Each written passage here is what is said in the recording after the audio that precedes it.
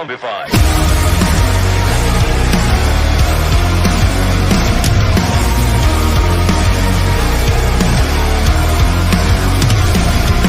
Monsters are living under your bed, cause they are the voices in your head.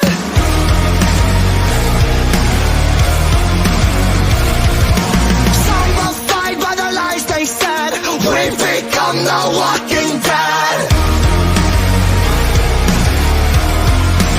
Everybody's on an edge. Oh no, they'll never let go of something you said 10 years ago. They're canceling you, and they won't stop till everybody's zombified.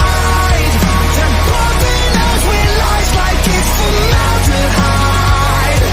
We're dead inside. Don't want it on, let this go. When it stops, we'll never know. We're hypnotized, and they won't stop till you're zombified.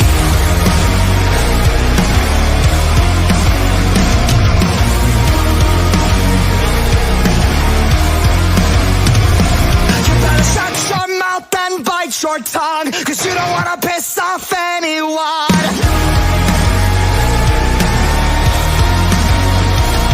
We're traumatized by the damage done. Welcome to America.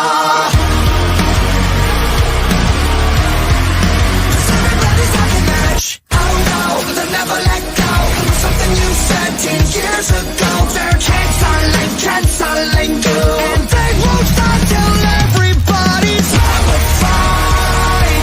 They're pumping us with lies like it's formaldehyde. We're dead inside. Don't want it on, let this go. When it stops, we'll never know. We're hypnotized, and they won't stop till you're Zombified.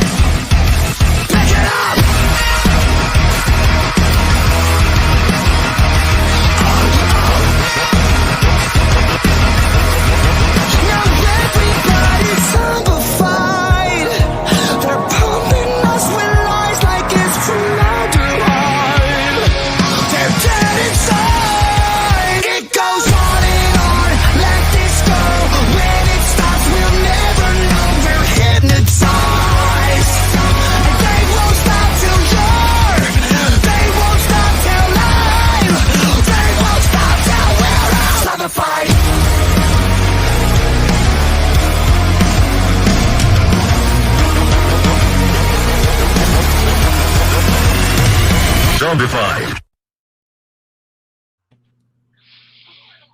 I did just mute myself. Hello, everyone, and welcome. We finally got the end of The Last of Us, and I know this isn't like my normal topic, but I don't fucking care because Last of Us was so good. Actually, it is. Whatever. Yeah, that was a great intro. Welcome, everyone. Dead Guy, how are you? I'm good. How are you doing? I am good. Joseph, Commissioner. I'm not calling you Commissioner Santos. No, you're not, woman. I'm not calling you that. Josephine, how are you? I'm not responding to that, ma'am. Josephine, how are you? It is not the name on this badge. Hooded Justice. What's up? I'm so excited. And, kudos to the song "Zombified" for the Last of Us here. Yeah, that was good. Robert's watching Shazam. Totally not watching that movie until it comes to streaming. Just saying. Oh yeah. Yeah, I'm not. It's not that it's bad or anything, but I'm not into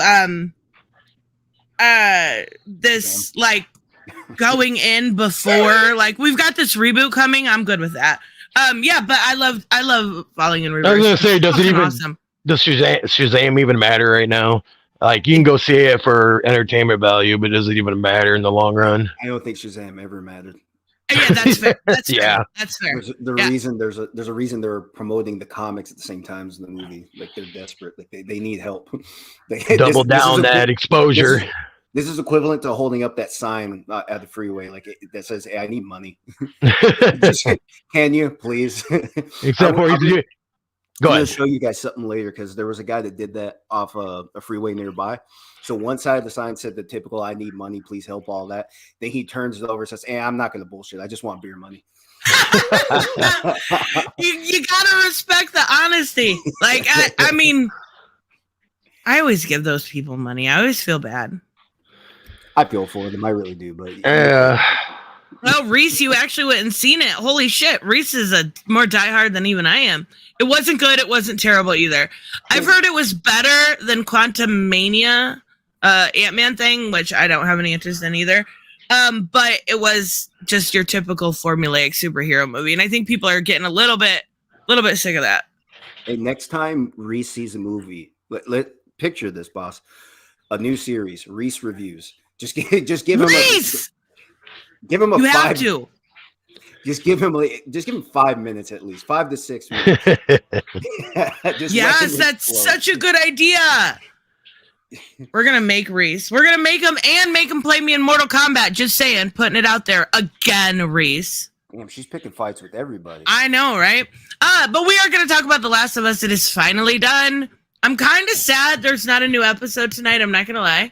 Like it's like it grew on you. Yes, and I've got this whole we're gonna go through all the episodes. I've got it all planned out. I was actually relatively organized today. But here's the thing: this show I have a love-hate relationship with because it was so, almost too close to the source material. Almost it wasn't, but it was, and there was nothing in this series that made me go, "Oh, well, that's different." There was not a whole lot that I love the game. I'm going to be playing the game at the end of the month once it comes to Steam, the 28th. But awesome. Thank you, Angelo, by the way, if you're here. I love the game, but there was nothing different. There was nothing. That was my biggest criticism. There was a couple things that were different, like episode 8 and episode 3 was a little different. But it was so close to the source material, I knew it beat for beat what was gonna fucking happen, even to how Maureen was laying down in the last episode. It was so close, it was almost irritating. But how pissed off would you be if they did something different and you're like, "Oh, the original would have been so better if they would have just done it the original way, everything would have been fine." But here's the thing. There's two sides of every coin. Right? That's true, because I would have been like, they should have just stuck to source material. Exactly. I do. I love this show. I think this is hands down the best adaptation of any video game we've ever gotten. Compared to the Resident Evil stuff we've gotten. Oh God. This blows it out of the water. Blows it out of the water. Even compared to the Mortal Kombat stuff we've gotten. Oh God, yeah. They did Melina so dirty. Mario Brothers. Wait, Mario Brothers. There's hope. There's hope. I have no interest in Mario Brothers. I know a lot of people do, and it does look good, but Mario Brothers? All right, sure, whatever. All right. I have a whole thing here, and I shouldn't. I put the trailer in so we could talk a little bit about it, but I'm gonna let it go for a second. Let's start with episode 1. We're gonna do this like this. Nope, we are not, because we can't read it. Okay. Episode 1. This was our introduction to this series, right? This was Angela, you did hear me. I'm going to email you tonight, I promise. I'm glad you heard me, though. Episode 1, so When You're Lost in the Darkness. So this is just our introduction. Mm-hmm. This did add a little bit to the Sarah story. Did you guys, right off the gate, did you like the extra Sarah stuff? Yeah. Of course. Yeah. Even the intro scene where it was the two doctors sitting there talking about it. Oh my God. It was fucking haunting. Mm-hmm. They did a really good job. That was a good setup for everything going forward. Just a conversation. Just so we're still, that intro, just talking about what is Yeah, just basically suggesting what is to come. You know, if you're just the listener. Go on, somebody else. Okay, here's the thing, because I'm recalling things as I watch. Well, so that intro, I think, added a little level of something we didn't know in the games, which was, I mean, we knew it was a cordyceps, but we didn't know what changed in the world for the fungi to be able to manifest the way it did. So I liked that explanation. I liked seeing Sarah. I'm going to be honest at first, because Squish Face drove me crazy. Squish Face. Come on. This is not mean. This is not mean. Ellie was fucking adorable, and we had Squish Face. And I was like, I want Sarah to be Ellie, because she was so good. Yeah, I agree. Anything that boosts the story with a father and daughter relationship, especially when the daughter is going to die, is good, because it just shows the bond that he's going to have later on. You know what I mean? It's good to add more story. I'd rather have more story than less story. I think it gives depth to Joel. Yeah, like you there already you go. That's the word I was looking for. Depth, but it gives a lot more depth. Like you get to experience what he went through, and I remember Tristan talking about it before too on another stream when she was watching a little bit of clips of the first episode where they had missed with the truck where they missed instead of hit that lady. There was subtle little changes that you don't really know what to expect, and then when they do it the way you expected, you're like, hell yeah, they did that good. And then when they throw something like David, you know what I mean, to change that character a little bit, you're like, I didn't know that was going to happen that way. So I did appreciate the first episode with the more depth in his daughter. I really thought it was. It just added more to it, and you felt so fucking bad for him. You know what I mean? Like, you just put yourself in his place, and I mean, I've said it before. I have a daughter, and that's devastating. I mean, even watching it's too much. I cried a little bit. Okay, I cried a lot. Like I'm a fucking crier. I mean, I knew the thing is I knew what was gonna happen, and it was like I love seeing those videos afterwards. I wish I could do. Hello, Tristan. Videos. Hello. Yeah. Am I not talking? You for a moment you cut out big time. Stupid mic. Okay. No, it sounded like you passed out, like you went do. That's so weird. It went do, and then you drifted into the Matrix. Right, ma'am, please look at me. I'm gonna have to ask you to walk a straight line. No, Josephine, you're out of control. There's nothing wrong with that, Patrick. Wait, what the fuck? I'm so confused right now. I don't know. I just look down and it says I'm straight male and I cry. Okay. Oh, okay. There's nothing wrong with that. All right, random as hell. All right. And I'm a crier. I knew it was happening, but I love seeing the videos that like IGN and there's quite a few heavy spoilers will put out where they put side by side comparisons, because a lot of those scenes were beat for beat, but I knew it was coming and I was still fucking upset. Like I was still upset in the moment. And I thought episode 1 did a really, really good job of setting that up. And then so do you remember when it flashes forward and they have that little boy girl walk up to Fedra? Yeah. I don't know. Was that a boy or a girl? I'm pretty sure. I don't know. I'd hate to say, but I think if I had to put money down, I'd say a boy. Yeah, his or her name was Pat. We know. Oh my God. That doesn't help any. It was so sad though. Like he got the little, he was obviously infected, right? But it showed, it was the only kind of real time we saw Fedra in a good light, because that lady got down on his level and, we're going to give you some medicine and then you're going to get your favorite foods and your favorite toys. Like that part gave me chills because it was so fuckered up. She did it without flinching. She did it like it was normal. They'd had to do it. I guess what they were trying to show you with that is they'd had to do that so many times. The empathy maybe they got to do for it. Yeah. That kid would freak out if they were like, we have to put you down. Yeah. He's going to bite somebody. He's going to scratch somebody. Everybody, you know how that goes at that point. Yeah. And hopefully they got their favorite food, at least something. You know what I mean? You think about that. It's crazy. No way. It was quick. I know that, but I think it was over pretty quick. But like, it also showed a really like that these people have been desensitized to death completely. And Maybe I don't know. I think she felt she just. I do too. Got to do. And It's a have to do situation, exactly. Oh God, they did so well. I'm sorry, I'm getting emotional thinking about it again. Like Jesus. And then Joel picks her up, picks that body up, and it shows such a distinct like dichotomy between Joel before and heartless Joel now. And I it has to be years of pain and terrifying situations to get to that low where you can just pick up a child's body. But it just shows he's not heartless, though. I mean, if he's heartless, there would be no redemption whatsoever. When you're in that situation, you're going to have to do what you have to do and make the money or make stuff safe around there for everybody.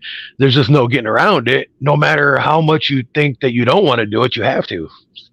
And the lady, I mean, I kind of put it on the lady too, that when she saw the shoes, and Joel was like, it was her turn, and she's like, I can't, and Joel literally was just like, I mean, I'll do it.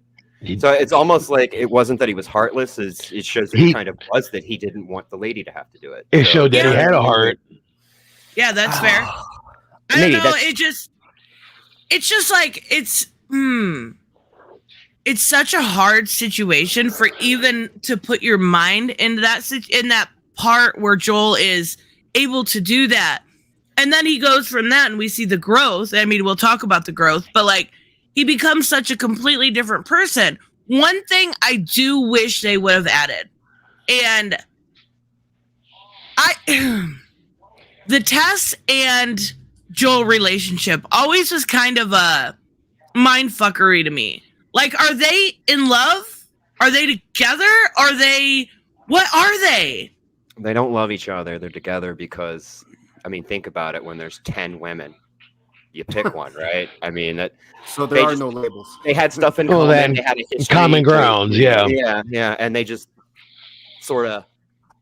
But I see that there wasn't an in-love marriage type situation. It was like a partnership, I guess is the best way to put it. That's how I saw it. But yeah, that's kind of how I've always seen it, because I was always like, is that it? You know, even playing the game, it's like, is this his wife? He seems to at least care about her well-being, but not really like overly care. Like she was just a means to an end. If that's terrible.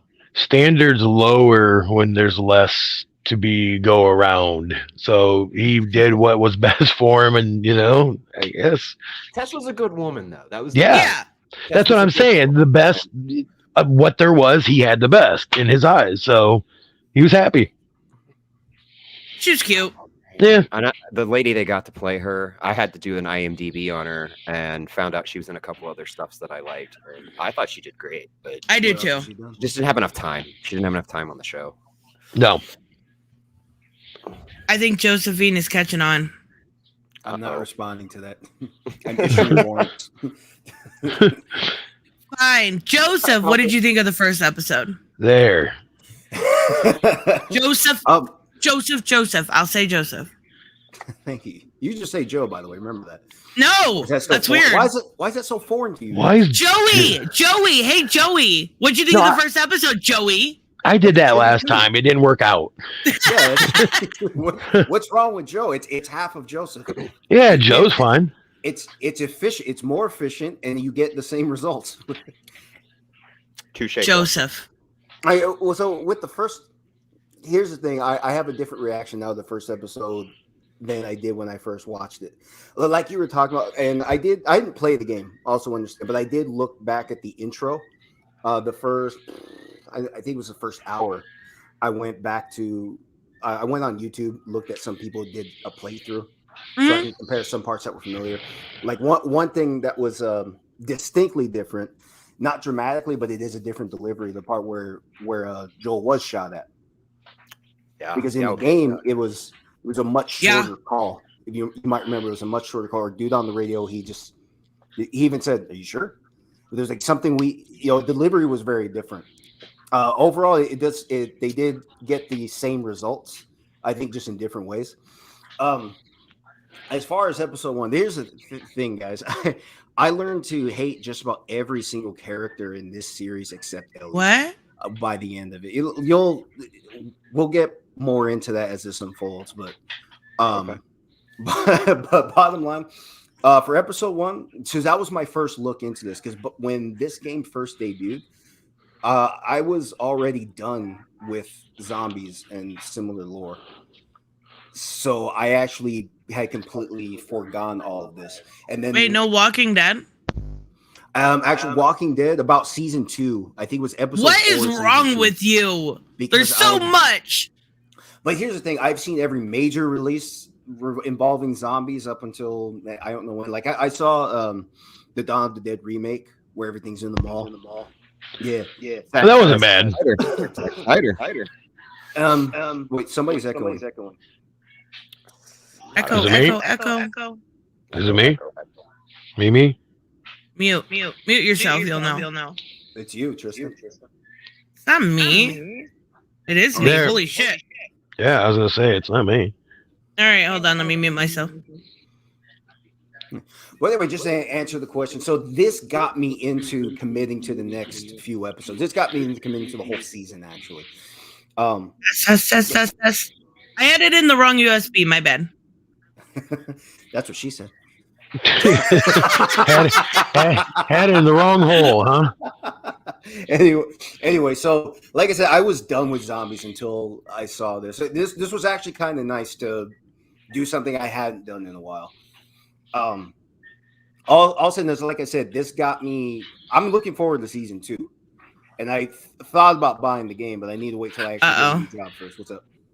Do you know what happens in season 2? Okay, no. I'm not saying, not speaking. I Okay. know. I know where to stop. I'll tell you. I know enough. I know when to stop. But I'm not saying I don't care about spoilers. I didn't want to spoil it for you. Oh, okay. Well, I'm not going to spoil, just in case anybody else hasn't looked that far ahead. We'll just talk about what we've seen. Oh shit. Okay. I'm glad you guys said that. So the delivery, what we talking about? Hi, Bianca. Anyway, What up, B? So the that part right there where Joel had to run away from the soldier after getting shot, that set a tone for me. That told me that gave me a good expectation of what was coming in this, and that's really where I started to sit down and give this a new chance. But like I said, skipping ahead, like I'm looking at the story as a whole. What I do remember, I only saw every episode once, so all said and done, like I said, I learned to actually hate just about every character except Ellie and Sam. Like they were by the end of this, you'll see what I mean. They're the only 2 innocent people in the entire. Yeah. Oh, absolutely. Like, let's start by the fact Ellie in chains. Now, refresh me step for step why she was in chains. Because they found out.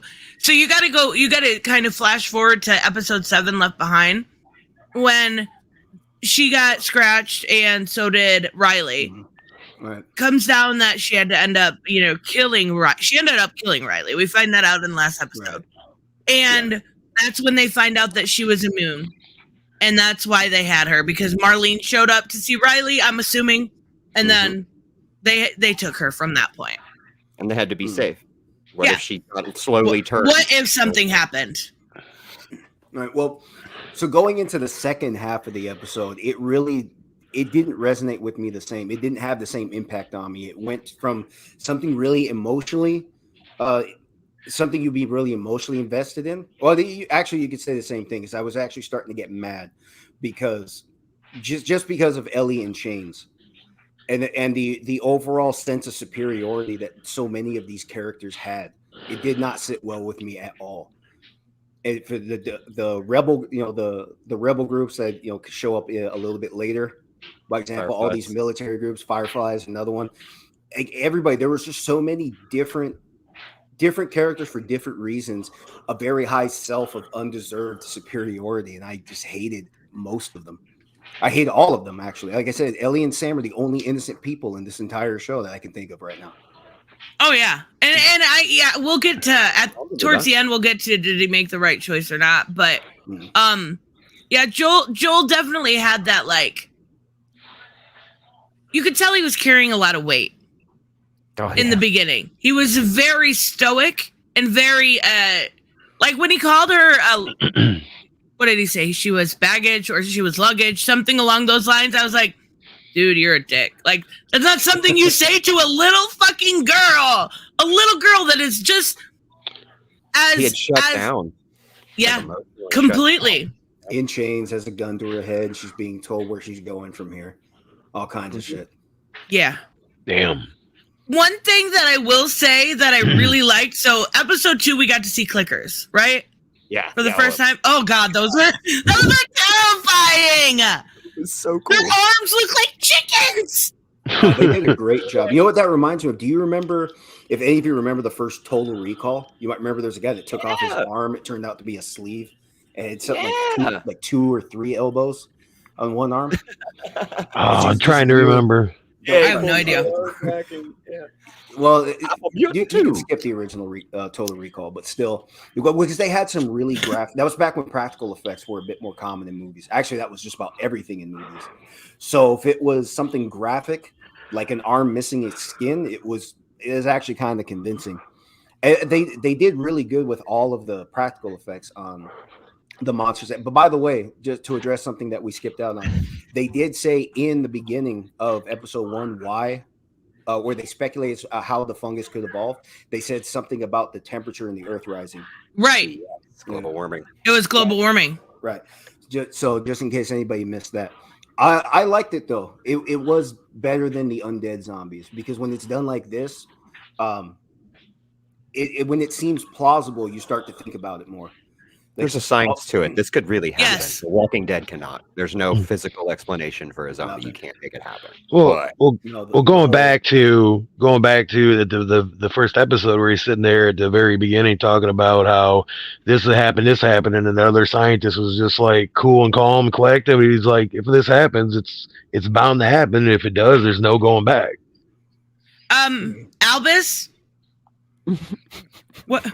I don't know what this means. Albus, I think your main objective sometimes is to confuse the fuck out of me. Pie tipped $3.14. It is 3.14% is pie rates for everyone. Thank you. I'm still utterly confused. Oh, Sir, you know it's a felony to put a decimal after a decimal, correct? I want pie. What's an albus? What's an albus? Nobody knows. Okay. I now all I can think about is pie, but we got to go back to the episode. So the clickers. The one thing I really liked was that they were very much so like there was a lot less. Right? Obviously, there was not very much zombies in this at all, to be fair. But it didn't need it. What we got was enough. But this episode, seeing those clickers for the first time, was kind of like this weird... I don't even know how to describe the emotion, because I spent so much time on this game, seeing it and hearing that noise that I can't make the noise. You stop what you're doing. You stop moving. And you're like, oh, God. You know what I mean? Like, what is that? Oh, God. I'm like, I think I forgot to breathe for a second. I don't know what's going on. And it was incredible because the way that it had to be practical effects. Like, there's no way. It was a definite good mix for sure. Because I don't know what they did with the top of their head. I noticed it was. No, that is practical. There's a behind the scenes. Maybe some people missed it. There's a behind the scenes. Oh, that's there. Oh, yeah. See, everybody missed it. Okay, everybody but me missed it. Yeah, there's a 30-minute behind the scenes that's on HBO Max right now. They didn't tell you it was coming. They just threw it up there. So yeah, anybody that tuned in Sunday hoping that there was something new. Oh shit! Sorry, but yeah, there is a behind. Oh, I gotta check that out. Yeah, I'll get cable on my pirate ship. Is practical. I didn't mention this. I should. That what was she? Indonesian scientist, I believe. Yes. In the very beginning, the way. Okay, this I don't know who this actress was. I don't know what she's ever been in before, but the way she portrayed her fear was so well done because she was almost very, reserved herself. And then when she had the drink and she just started shaking, I was like, holy shit, this was so well done. And it added a lot to, because that's obviously new. It added because we knew that that's where the bombs were coming from. That's the call that made the bombs, because there was nothing else that can be done. Wow. I don't know. It's terrifying. That's intense to relive. I'm getting chills just you talking about it again. Like, wow. Yeah, she knew she was going to die. She knew her family was going to die. She knew everybody that she knew in that area was going to die. Everyone. And she had to make that call and then said, take me home. I want to see my family. Like, she knew her time was over. And it's fucking terrifying to think and be in that spot. And I love those little things they added in the beginning. I thought that was really well done.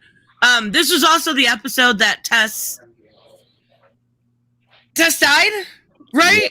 Yeah. Was it this episode or was it 3? Yeah, that was the same one. It was the museum. Wait. Yeah, this was random. That was the end. They were in the where they thought basically the whole city was abandoned. Yeah, they had to run into the museum. She stayed behind with the grenade. So that was a little different than the game, because in the game you come up with some Fedra agents, and you basically have to take them down, and she sacrifices herself, which is kind of what she did. But okay, we have to talk about the kiss. Oh God, that was horrifying. Like, I was not okay watching that. I don't even remember. It was definitely different. Yeah. And it kind of makes sense. Like, biologically, it makes sense. Like, you pass it through the mouth. It just makes sense. I don't know. But why she sat there and let it happen, I understand that it's going to happen. But, I mean, you can not have to go that way. Timing. She was waiting long enough for them to all get in there and them to get away before just she pulled the pin. Gave up. Yeah. I think I remember now. There it is. Wait, you don't remember the kiss? I don't think so, because like I said, I saw Joseph. I saw every episode once. I'm sorry. She kissed a zombie. Yeah, and white stuff came out of his mouth. Yeah, I remember that. Okay, that is what I remember. I'm making sure we remember the same thing. God, it was awful. That was bad. Like, no, there was no consent. I guess there was, but it was like the creepiest thing I have ever seen, and the way that they did the fungus coming out. It's not okay. Oh, it's not okay. And then I wanted so badly, and I know this is just me being a girl, but like when Joel left, I know he couldn't kiss her, but what the fuck? He didn't do anything. He's just like, peace, homie. He could have blew her a kiss. I mean, he could have kissed her head and ran. Like, yes. That fits everybody in this show. Like I said, we'll save everything I have to say for with that point where we talk about episode 9. But I feel like that suits everybody in the show. She said he didn't even really try that hard to fight her, to talk her out of it, right? No, he was just like, all right, you're going to stay. You're infected. Peace. Yeah, it was just real quick. Okie doke. And then, that was it. Like, he was already. I wouldn't do. Like, as she was reaching down for the grenade, he was already around the corner just saying, yeah, chill. Yeah, see if people cared about much of anything but themselves. That's true. I don't know. Listen, I think we might be jumping the gun a little bit on Joel, because he did leave. He had to. If he'd have stayed 30 seconds longer, they all would have died. Yeah. So there's another is when she couldn't read, that's skipping episodes. But you know what I'm saying? You know where I'm getting at? When she couldn't even say the name in the letter. And when she tried to apologize to him, and he got later, upset. and he said, shut up, don't talk about it. Don't talk about it. I just think he was burying it. I think he felt it. He just buried it because he couldn't break down in front of Ellie when they're trying to escape. Right. So he wouldn't even let her bring it up for a while, if you remember. But that's just my interpretation. I think he just buried it. I don't think he was happy. I don't think it didn't bother him. I just think he couldn't deal with it then. And then it just, one thing after another, he never got to deal with it. I get, but that's just my opinion. I don't know. Angelo said the tendril kiss was CGI. Thank God, because she would be. I can't even imagine how that woman would feel. Like, that is yuck. Elvis, Yeah, hopefully a good amount. Oh my god. Albus, thank you so much. Pies are irrational. What? What? Just what? Okay, pies are irrational. Half of 10 pies as dinner is still irrational. Albus, what? Does anybody get this? I mean, Am I missing something? The answer's 10. I don't know. 10? Well, for starters, he's talking about pi. It's a play on words. He's talking about pi, the math problem. That's why he started with 3.14. Yeah, what's it? The never-ending decimal. 314. 3.14. Yes. Yeah. He's just making math jokes. Believe me, your audience is bored and pissed. I mean, they don't care about this. Oh wow! So now you're calling me boring too. Wow. I was talking about that. All right. She'll never let it go. She'll never. I will never let it go. Random said it one time. One time. Thank you, Albus. Yeah. This okay. This is my favorite episode. Yeah. It was so good. It was so good. Okay. It's a good break. It was filler, and I know a lot of people are saying they didn't like it because it was a bit of filler, and it was, and I can be fair with that. I do think it was world building also, because we did get some flashbacks with Bill and Frank with Tess and when they first met and everything like that, and it was filler. But this episode was quite possibly, in my opinion, one of the best love stories I've ever seen in any sort of post-apocalyptic area. Okay. It's take that. I'll take that. Like, I love Michonne and Rick. I love those. But it was a good love story. Same. It's not the same. This showed the humanity within two people that didn't make sense. There was one thing I want to ask you guys about. That I thought was a little fuckered up was, so do you remember when they were playing the piano? Mm-hmm. And he's like, he said something about a wife, and he's like, no, and he's like, I know. Like, it felt like,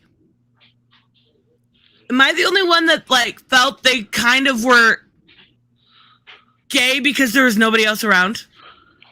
But no, you don't have to be gay if there's nobody else around. Those two could have jerked off different rooms and spent the day together. I mean, to be honest, there's nobody around now. There hasn't been anybody around for a few years. I'm not gay. But yeah, I mean, yeah. That's fair. That's fair. I think they just sensed it. I think that they could pick up. Frank was a really sensitive guy. I think so I think he sensed it in him that he was lonely, that he had been alone probably before this happened. And I mean, look at him. Look at Bill. I mean, he's probably one of those guys that wouldn't get along with people. You know what I mean? Period. End of story. So yeah, I think it was. I'm just thrown off by the fact they that told these it was two beautiful. look like brothers more than anything else. Brother love. It's the best. In fact, love. this right here, because on Brother love. on Elon's stream where he goes Wednesdays and Sundays, occasionally I pitch some really bad ideas to his guests, and one of them was about two superheroes, conjoined twins separated at birth. They don't know they are brothers, but they are reunited 19 years later on the dating app. By the way, they're gay. No, what?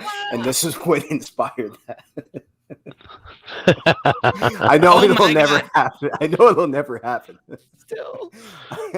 Oh my god. I'd read that shit.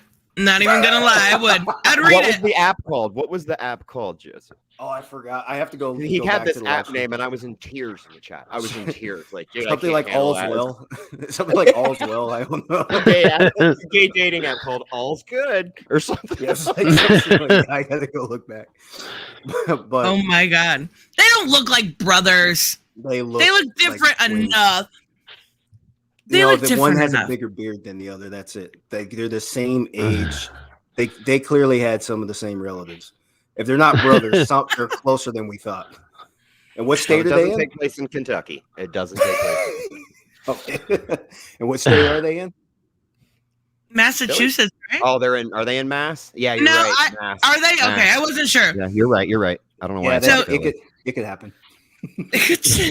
I love that Bill was this conspiracy theorist guy with all these guns and everything put up because the government's Nazis and everything else. And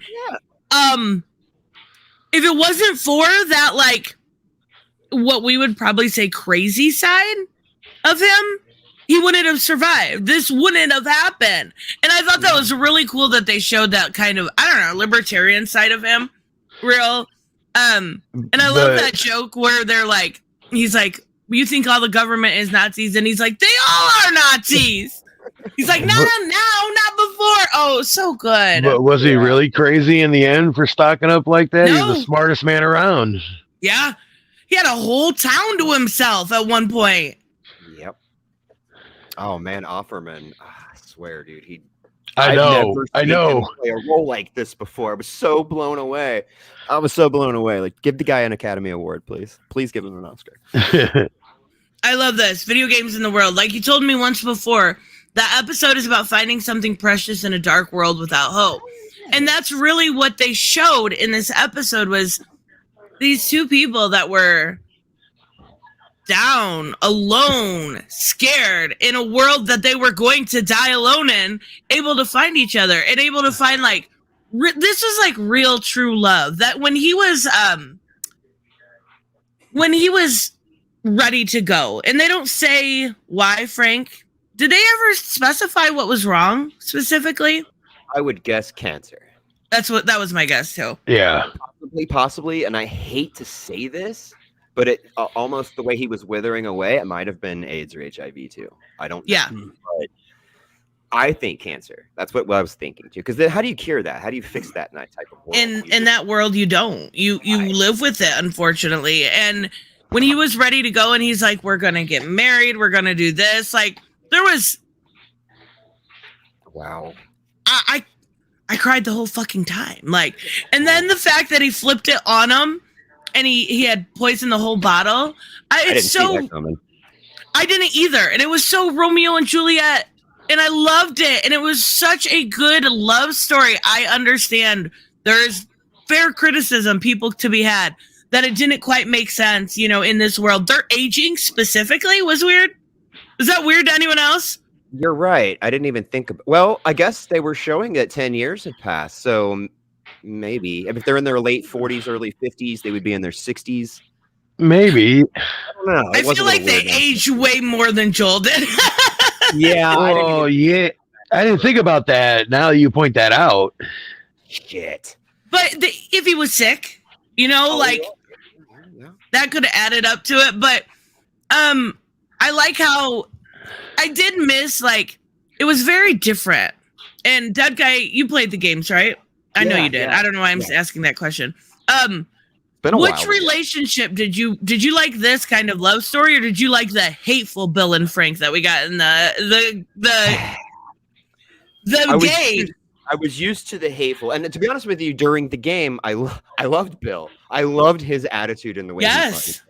But after they kind of put a new spin on it, I was sad to see him die. I was sad to see them go, and I was sad to see them not have any more interactions and this, that, and the other later in later shows. But I also understand it might have been too much for them to keep up with all them stories, So I like how they picked one episode and told the entire story and closed it up the way they closed it up. And it was sad, but it was also heartbreaking. Beautiful. It was beautiful. I haven't seen, like you said, I haven't seen a love story like that in film or television that to where it makes sense and it's realistic.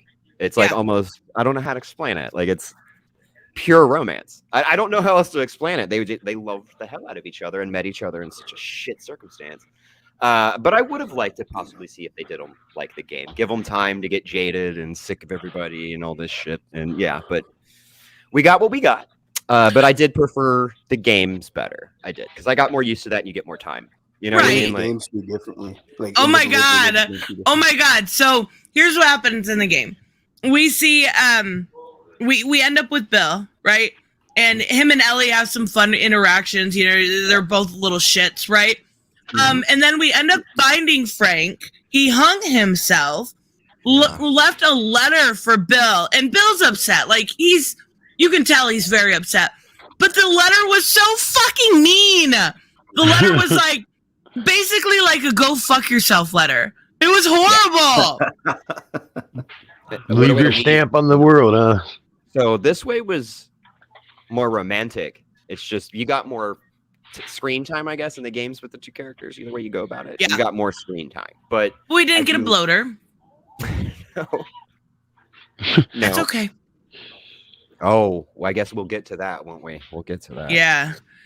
And I think obviously I'd prefer this. Like, I thought this episode was so well crafted, and they did such. So they kind of came out and said they tricked people in a weird way into seeing this story because you didn't expect it, and you had a lot of people upset about it. Like, I was actually very surprised that people were upset about this because it was canonical, right? We knew they were gay in the game. Wasn't this a DLC? Wait, was this part of the original game? How you get upset? Was it part of the original game? Yeah. Oh, okay. Bill's a. I don't get it. Well, not a main, but he's a. Well, like I said, I didn't play the game, so the reason I say is because I came across a comment. I think it was in this chat actually, not right now, but past, saying that this was actually a DLC that was just tacked on. So a lot of people DLC is episode 7. No, okay. Then that's it. No, I have nothing. Would you like to see this played out over 2 episodes or more, or was the one good enough? I think they did a good job. I think they did a really good job. Like that way, they didn't have to revisit it. It's done. Yeah. Let's move forward. It was pretty good. I think too. What in it most HBO seasons? What I've noticed is I watch a lot of HBO shows are 10 episodes. So I was a little shocked we didn't get 10. Mm-hmm. So it makes you wonder what happened there. Is there one that's missing? Did they cut stuff out? And there might be. Well, here's the thing. Remember. I'm sorry. Forgive me for cutting you off. I'm sorry, but here's what happened. Episode 1. Remember, episode 1 is 120 minutes. Okay. Yeah. Okay. Yeah. Fair enough. And then, so then you have that. I think the average episode was about 50 something. Episode 9 was only about 45, including the credits. And then you got this behind the scenes that you guys didn't actually know existed until right now. So, well, the reason I said that. Oh, go ahead. Sorry, Joseph. No, that's it. That's it. That's it. I was just gonna say because the thing that's out now is saying that Game 2 is gonna be over multiple seasons, so they're gonna have to. To be fair, Last of Us Part 2 is much longer, and you've got the storyline with Yeah, that's what I'm saying. Are they gonna go in depth on and more subjects? That's what I'm saying. Yeah, so absolutely. That's all right. And I'm not gonna lie, I can't wait to see how they do the Seraphites because that's all very high in the sky, and it's gonna be really cool. Like, it's gonna be hard to do, but I can't wait to see how they do the Seraphites. But yep, this episode was a treasure to me. I think it was really well crafted. I think I don't know if it was Neil Druckmann or Craig Mazin that did it, but they did a good job of telling a queer love story in a time where everything is dark, everything is twisted, and I thought it was great. So, it's just a love story. I mean, yeah, I guess I didn't have to say queer love story. Sorry. No, I'm just saying it was a good love story. Mm-hmm. I want to get it on this woman. I'm not gonna lie. I fucking hate this bitch. This one? Yeah. Yeah, that's a punchable face. She looks familiar to me. I just don't know where I've seen her before. Every woman who's Don't Look Up. She was DiCaprio's wife in Don't Look Up. What was that about? Oh, I see. I don't know if I've seen that. If you haven't seen it, watch it. I'm not telling For some reason, I feel like she's been on TV show or something. I don't know. Possibly. She probably has. She does look familiar. I don't even watch that much TV, but the girl is homely looking. Yes. Yeah. She's and I didn't care for her. Oh, 2.5 Men. Oh, that's you know what it was. She's like the one in love with. Yeah. Okay. Episode 4 introduced this character, and she's new. Fine. Catherine, right? Yeah. Catherine. Oh my god, I hated her. Anything that existed in the game? No. Just completely made up then, just for this. Yeah, just to get to Henry and Sam, which is fine. I didn't mind that. What I did not, first off, Oh, this guy's awesome. she wasn't believable to me. I guess maybe was my biggest gripe. She did not feel like leadership material at all, and we're supposed to believe that she led this group. Fake tough. Yeah, Yes. she was like that that returns manager at Walmart that just doesn't want to do the job. She's just half-assed at everything. That's what she struck me as. Holy shit! True or not? Oh my god, that's great. Yeah, but she like you said, it was like a fake tough thing. Like she looked like she was making it up as she went. Like Yeah, that's right. exactly. I vaguely remember this, but I just remember getting frustrated with this character right off the bat. Just everything about her I hated. Just the Her fake lackey, with her lackey dude.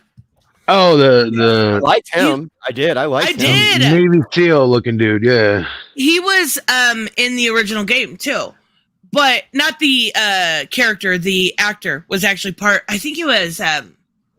Oh shit, I don't remember which one. I liked him a lot. He had a very cool fucking look. Like he looked tough. He looked like he could beat your ass. But they gave this leadership role to her, and I was like, it was her brother was this, amazing man, and he did this and he did that. And that is her whole sole motivation. Her sole motivation is her brother. And I get it. I mean, I don't get it. My brother sucks. But I didn't buy it. I didn't buy her as a leader at all.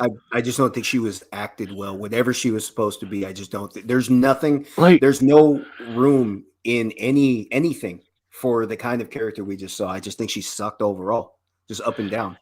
Do you truly believe she could take over Fedra? Do you truly believe that she could lead a group to take over Fedra and free everyone? Well, I guess. No.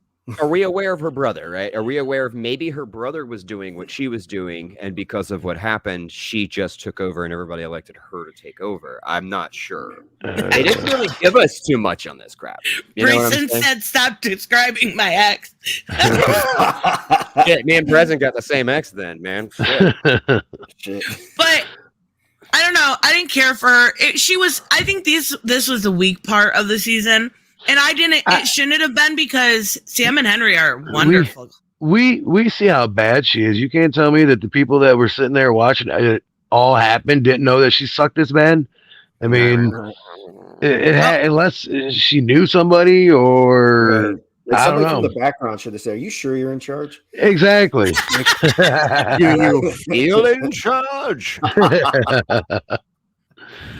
I said, I just thought she was a terrible character altogether. Yeah. Yeah, I guess we're all did. in absolute agreement with that one. Like, yeah. Anybody in the audience, feel free to add to that, but I think we've said it enough. Yeah, but I did like, there was some good moments in these episodes. Like when they first come into town and Ellie has to defend Joel. Oh God, yeah. Shit. That was kind of where I started to see the relationship come first, and kind of he wanted to be there for her, but he had no fucking clue how to do it anymore. Like, it had been so long.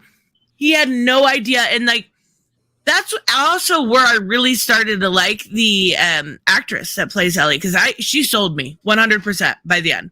Bella Ramsey's awesome, man. She's awesome. she talented. And I was kind of joking at the beginning. I mean, I do call her squish face. That those are facts. Sorry, but she's an amazing actress, and she sold this role. She just wiped. There was a part where they were talking about like having to kill somebody, and they were hiding. And she wiped like 2 tears, and I was like, this girl, just that little bit of emotion got me invested, and them having to go through the city and da. Like, what did you guys think? Hooded, what did you think of the addition of basically Henry being a informant? And that's why they're looking for him. I don't know. It's kind of a bitch mood to make him an informant, but it added to the story, didn't it? He was sick. Sam was sick. People. Yes. you have to do what you have to do to help out. I mean, I don't know. They put him that way. He had to do. He was in a situation to where is either rat on somebody, to get what you want, to help somebody you love, or let the dude die, and your little brother, yeah. the person you're protecting. It's and a hard decision. Well, I mean, in my Is it opinion, he did the right one. I don't know. He did the right one. There was really no thinking to it. I would save my brother in a heartbeat. I can't. That's up to that's what I would do. I think that's what they're trying to get across is that people are people. Exactly. Bottom line, somebody you love and someone you're close with, you'll kill 50 to 100 people to keep them alive if you have to. That's exactly right. And this is kind of what the whole series was about, right? All the different versions of love. All the different versions. It really I never think of it that way. It is, because we've got so many different types of love, whether it's familial or romantic, that it explores all of those different aspects. And this one particularly, because he was a child, of course, you're gonna protect that child. Yeah, because he don't mean shit to anybody else, but to me, he's my world. So, and that's what I'm gonna protect is my world. In fact, I think Exactly. it was. I want to say it was the director. It could have been one of the producers in the behind the scenes mini documentary I'm talking about. He does say the whole point of this story is basically, as you said, just talking about how the ones we love are sometimes the worst ones, or not the worst ones. Sorry, but it was all about the lengths that we will go to, the predicaments and stuff. It's touches on that. Like I said, you got to see it in his words to really understand. But basically, like you said, this is exactly what the story was supposed to be. Tristan nailed it. Good job. I didn't look at it that way until she said it. Now I'm like, holy shit, know. The whole season was almost a metaphor. That was good. I like that. Yeah. And another thing they added in this episode was Sam being deaf. I thought that added a different layer too, because can you just for a second imagine living in that world and being deaf, not being able to hear the gunshots? That holy shit. As a child, it would be terrifying. Not only that, but the relationship where it shows that he is the caretaker of him. Obviously, yes, because he's a kid, but more so because he's deaf. So it shows the closeness there that he already takes care of him and already thinks it's his world. So it's not even a no-brainer. I mean, he did what he did. He put that little face makeup on him. Oh my god! I know. That got me.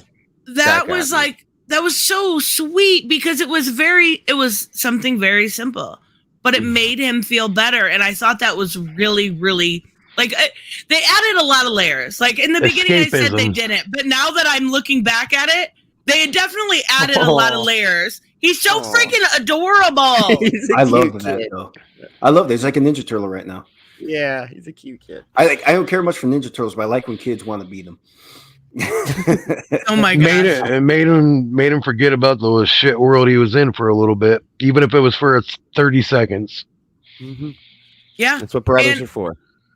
And I love the moments where they're I think they were in the sewer, and they came upon that little classroom area, and they were able to play and be kids. Yeah, like that world. You don't get to be a child. You are born to survive. That's all you do. Like the episode, and you endure and you survive.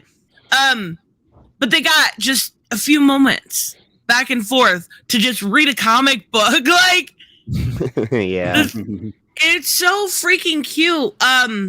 Ellie got to be a kid for a second. It just reminds you, like, wait, she's only 13. It just reminds you, like, she's still a kid. She should be playing, not running around shooting people. Oh my god. Yeah. I forgot to mention her puns. I fucking love her puns. Was it episode 4 when she found the book? Pants, dude. Runs in your jeans. She stayed up all night. She stayed up all night looking for the sun, and then suddenly it dawned on her. So my what's it called? What I love is stupid dad jokes. Like nothing can make me laugh more. And it was so perfect, like her algebra, like what would a mermaid wear to math? An algebra. Like, it's so fucking stupid, but it's so good. And it shows, like you said, dead guy, she's still a kid. Yeah. Simplistic jokes are the best. I'm telling you, at the end of that episode, when they're trying to sleep, and she goes, "Hey Joel," like after a serious conversation, she goes, "Hey Joel, you know how I know diarrhea is hereditary?" And he just sits there, and she goes, "It runs in your genes." And to watch him sit there and try not to laugh, I smiled ear to ear and broke when he did. Like as soon as he started laughing, I was like, "This was so kind of wholesome feeling in a way, like out of a diarrhea joke." But it's still wholesome that you could feel that connection. I don't know. By the end of that episode, I was giggling. I'm like, this is gonna be fun. Would you have laughed any harder if he had just said, "Are you shitting me?" After that, he just literally goes, "Jesus Christ," and then starts laughing like he couldn't hold it in anymore. I was just like, so good. It was. Has anybody seen the shorts with them behind the scenes and stuff, telling the dad jokes to each other and the chemistry they have? Like, oh, they're adorable off screen. Yeah. Oh, they are. It's like a father daughter. It's awesome. Pedro, he's one of the sweetest men on the planet besides Albus. That's all I got to say. Besides Albus, that's right. Yeah, exactly. I actually, it's just not forced chemistry. The chemistry is there. I mean, it's there. It's for real life. You can tell if it's forced, but it's not. It was like a weird, like a lot of times when people have relationships like that, people will look into it. But everything that I saw with them two together, it was so familial. It was so like mentor and mentee. Yes. Mm-hmm. And it's so rare to see that innocence. And I think, I don't know. I'm so glad they're not recasting her. I do know that they confirmed because she's 20 years old, right? I looked it up. Oh, really? I didn't know that. Yeah, she's 20, playing a 13-year-old. They made her look a little younger, did the best they could. So now they can do the opposite, make her look a little older. I think it'll be perfect. But this... I'm protesting. No, you're not. Bullshit, I'm not. I'm protesting the shit out of this because she sold that role. She owns the role. She sold that role so well. I don't want anybody else. No, she's not. She's staying. Yeah, she's staying. No, Bella Ramsey? Yeah. No, wait. I thought they said that she was kicked off. No, I said she is confirmed staying for the rest. Wait, what made them change? Yeah, I don't think it was ever any different. Was there any articles out there or anything? Yeah, the articles I saw all said that she is gone, that she will not be in the next season. I think you're just making shit up again. No, well, go ahead. We'll continue talking. I'll look into it. Yeah, that's good. Well, no, because now it's your turn to talk. You liked Sam. I want to know what Sam was one of the characters you said you specifically liked. He's an innocent. No, because he's. Let me just tell you about the overall selfishness of most of these characters. Really, just except the kids, like Ellie and Sam. That was basically it, because they really were the only innocent people there. Okay, Sam's he's just a little guy. He doesn't bother anybody. He was the only one. Probably could have reminded everybody else what it was like to be human at one point. Yeah, but the rest of these people are just such savages now, and I hate all of them. The rebel leader was just the worst one. Not just because she's a bad actor. I just mean even the character herself. I just I don't like how high and mighty these fucking people are. Yeah. Anyway, and the series is just full of them. Mm-hmm. So that's why Sam was just such a refreshing thing, just a refreshing character, because he was reminding people that this is actually what human beings are supposed to be. The rest of you are all screwed up. Something happened to all of you when you grew up. You became these monsters. He's nothing like that. He was. I know he's deaf in this. I don't know anything about the in-game version. He's not. He's not even in the game, or is he just not deaf? He's in the game. He's just not deaf. Yeah, he's just a kid. Still a cute kid. Now in the game, what was he like when people were speaking to him? I mean, he was just a kid. They didn't really do too much depth in his character in the game like that. Like, it's hard to explain. Like, he was just a kid. Like, I think they did better in the show. I do too. 100%. Oh yeah. They did so basically, as I said, it was just supposed to help you, the audience, take a step back and remember this is actually what human beings are supposed to be, because everybody else in the show is just so fucked. It gives them more of a disadvantage. That way the audience can feel more for him. Yeah, Well, and When the time comes. yeah, just him and Ellie. Like I said, because we're going episode by episode, I'm trying not to say too much at once. But like I said, the whole his entire presence, his entire presence on here again was it was such a good one that leading up to that moment where Ellie tried to save him. And No. usually I'm not one to have strong reactions to dramas, but I was watching it and thinking, oh, dude, that ain't how it works. Uh-huh. Like you could just, if you know how these things work, if you have a hint, then you know that. Showed how Kitty, how she was a kid too. You know, she didn't quite understand and tried. It was just sweet. It was all these things working together. It was just, yeah, that was a hard one to process. That was a tough one. God. Did you know, Joseph? Okay. Huh? Did you Did you know going know- into it that was going to happen? No. Oh, Damn. wait. No. Okay. When she put the blood on him, that's when I thought, dude, it don't work that way. I was expecting the worst. Okay. Yeah. But you didn't know going into it. Okay. No, like I said, I hadn't played the game. So, like I said, I saw the first hour of the game after the series ended. This isn't in any of that, or at least in any of the videos I saw. So I didn't get to see this far ahead. So when I first saw this is pretty series, about halfway through the game. So yeah, you'd have had to watch for a while. yeah, when I first saw the series, like I said, watching that for the first time, I expected the worst. But it's still a surprise to me. So yeah, of course, I'm thinking there's a chance I'm wrong, but I was expecting the worst. So that to me was actually the hardest scene to watch in the whole season. Let me get this real quick. Albus, I'm sorry it didn't come up. I think it was because it was my backup channel, so I had to look. I was confused, but thank you very much. Albus, Stream Months, tip $10. Don't forget to like and subscribe. Very, very smart.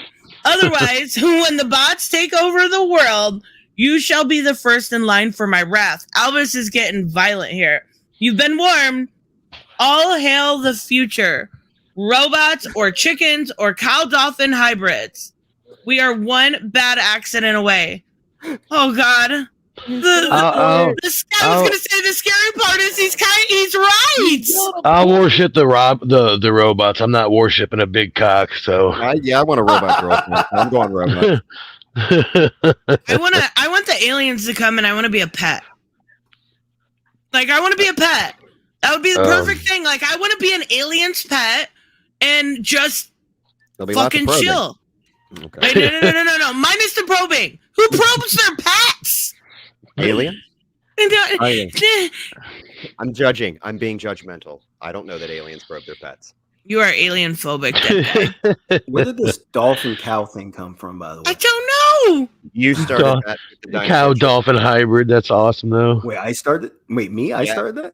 Yeah, you started it when you brought up the chickens or dinosaurs, and then it slowly evolved. I'm not. Okay. But I'm not joking, right? That is science. We'll talk about that in another day. But yeah, that is science. Evolution. Yes. Yes, she is. Josephine. Yes, she is in season 2. I can't send you links right now, but Cool. No, I was worried once he said that. I was like, wait a minute, did something happen I didn't know about it? I'm gonna show you. I will find it. See now when I look at her, she's cute. What? She impressed me in Game of Thrones, like when she was she was the leader of that whole clan that Jorel came from. And then she was the first to stand up and fight. And she was this little girl, like this 9-year-old girl speaking like a king. I don't know how to explain it to you. After that, when I found out she was playing Ellie, I went, yeah, her face looks a little like her parents might have had too much to drink, but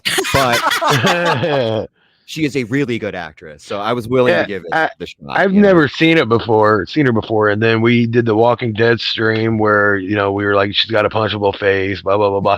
But she ended up being a really good actress. She grew on me big time. She did it. She hit it. Bella Ramsey confirms Ellie will not be recast in The Last of Us season 2. Yeah. Nice. That's what I said. Hell yeah. Just don't cross your eyes a little bit when you're looking at her. It's probably fine. Close your eyes a little bit. Just squint. Yeah. Oh, so shit. again, I'm protesting. No Bella, no season 2. I don't care. She'll be there. I will not be there for the recap. Oh no way. No way. Wait, why did it mess up here? Crap. Oh no, we're ahead. I got all organized and it still didn't. We'll just let it play till it gets there. Okay. So what did you guys think of the final scene? It played out beat for beat and it still got me. Yep. It was hard to watch. I think everything about this. Just for 4 and 5 connecting, just all added up to something really, really hard to watch. But then I feel like if you watch this, I don't feel like there are any. You know, correct me if I'm wrong, since you've played the games, but I don't feel like there's anything you could say in this story that's worse than this. Those are just my thoughts going into it. Okay, well, the only thing I could say is worse than this is episode 8. We'll get there. Okay. But that was the part for me that was hard to watch. I knew was coming. I had mentally prepared myself. Watching Henry have to kill his brother, and then with not even a second thought, he didn't even think about the consequences of his actions, and he just immediately kills himself. The look on his face was just pure confusion. He even literally was just like, "What have I just done?" Yeah. More than that, he didn't. And Joel knew about the first shot. Joel knew. He knew what he was going to do. He's like, "Give me the gun, Henry. Give me the gun, Henry." Don't. And he knew he was going to blow his brains out. And Bella just had to watch all that, or not Bella, but Ellie had to watch all that happen. Like, oh my god, his world. He just shattered his own world, and he shattered his own. It's. I mean, well. It was what else? horrifying. What can you think if you're in that situation and you do that to your brother? You just think is your world and everything's gone. I don't know. It's hard. Robert, thank you so much. Hey, I'm still watching Shazam, but OMF, oh my fucking god, it is so good. I don't get the hate for it. It's no different than the first movie. I hope it's different than the first movie. You literally doing that while you're watching the movie, dude? You are multitasking king. Holy shit. So you're that asshole. You're that asshole in the theaters that's got his phone on while I'm trying to watch the damn movie. And then his next tip, he's going to ask for a ride home. Snape kills Dumbledore. Snape kills Dumbledore. It's a fun ride with good writing. No, you're fine. It's a fun ride with good writing, strong characters. It's not vital for the DCU yet, but it doesn't have to be. Wish it did better. Yeah, it didn't do well at all at the box office. That is a shame because I think a lot of what it did at the box office was dependent upon if that character was moving forward, and if it's any, there's Shazam's done. Well, so did Black Adam piss people off, and they're like, you know what, that movie sucked, or whatever they thought, you know, did that hinder Shazam too? You know what I mean? Maybe. People see that and they're just like, you know, I ain't gonna go through that again. Yeah, I mean, Black Adam had a lot of really cool parts to like edit and play around with that were really fun with some of the slow-mo and some of the stuff he did. But overall, like, Black Adam was just meh. Mm-hmm. Meh. It was fun. That's what I thought. It was fun. Yeah, I give you that. It was fun. Dad, guys, you watch Birds of Prey yet? Yes? Sorry, dude. Is that a yes? No, I was lying. No! I did not. No! I decided not to lie. Fired. I'm sorry. I don't have time to sit through movies that are questionable. You know what I mean? But yeah, I totally get it. I mean to. I'm sorry. It's okay. I mean, you are forgiven. I have seen The Last of Us. There we go. Even better. Raymond put the best thing I can say about Black Adam is that it exists. Yeah. The best thing is it has end credits. Well, I mean, I guess I was in a Star Wars stream yesterday with another channel, and they were bitching about The Mandalorian. And there's so many people that are like, I hate Star Wars. Everything sucks now. And I'm like, but the thing is it's all out there. It's all available for people to watch if they want, and not watch if they don't want. And you don't have to like it. But what you don't do is don't go blow up somebody's parents' house because they liked Rogue One and you didn't. That's all I'm saying. Wait, what the fuck? That was an exaggeration. Nobody's blowing up anybody's parents' house. Okay, I was like, is everyone okay in this situation? No. I've dropped everything. No, I just think that same with The Last of Us, same with any of the shows that we've been talking about and all this stuff is it's here, and I'm glad it's here because it gives you the option to view it if you want, or not paying attention to it if you don't want to, that kind of things. But at least it's there. It's there. So yes, I'm glad it exists. Black Adam. I'm glad Rod got to do his thing. He had been wanting to for a long time, and he deserved that opportunity at the bare minimum. All right, episode 6. What was episode 6? This is where they go into the town. Mm-hmm.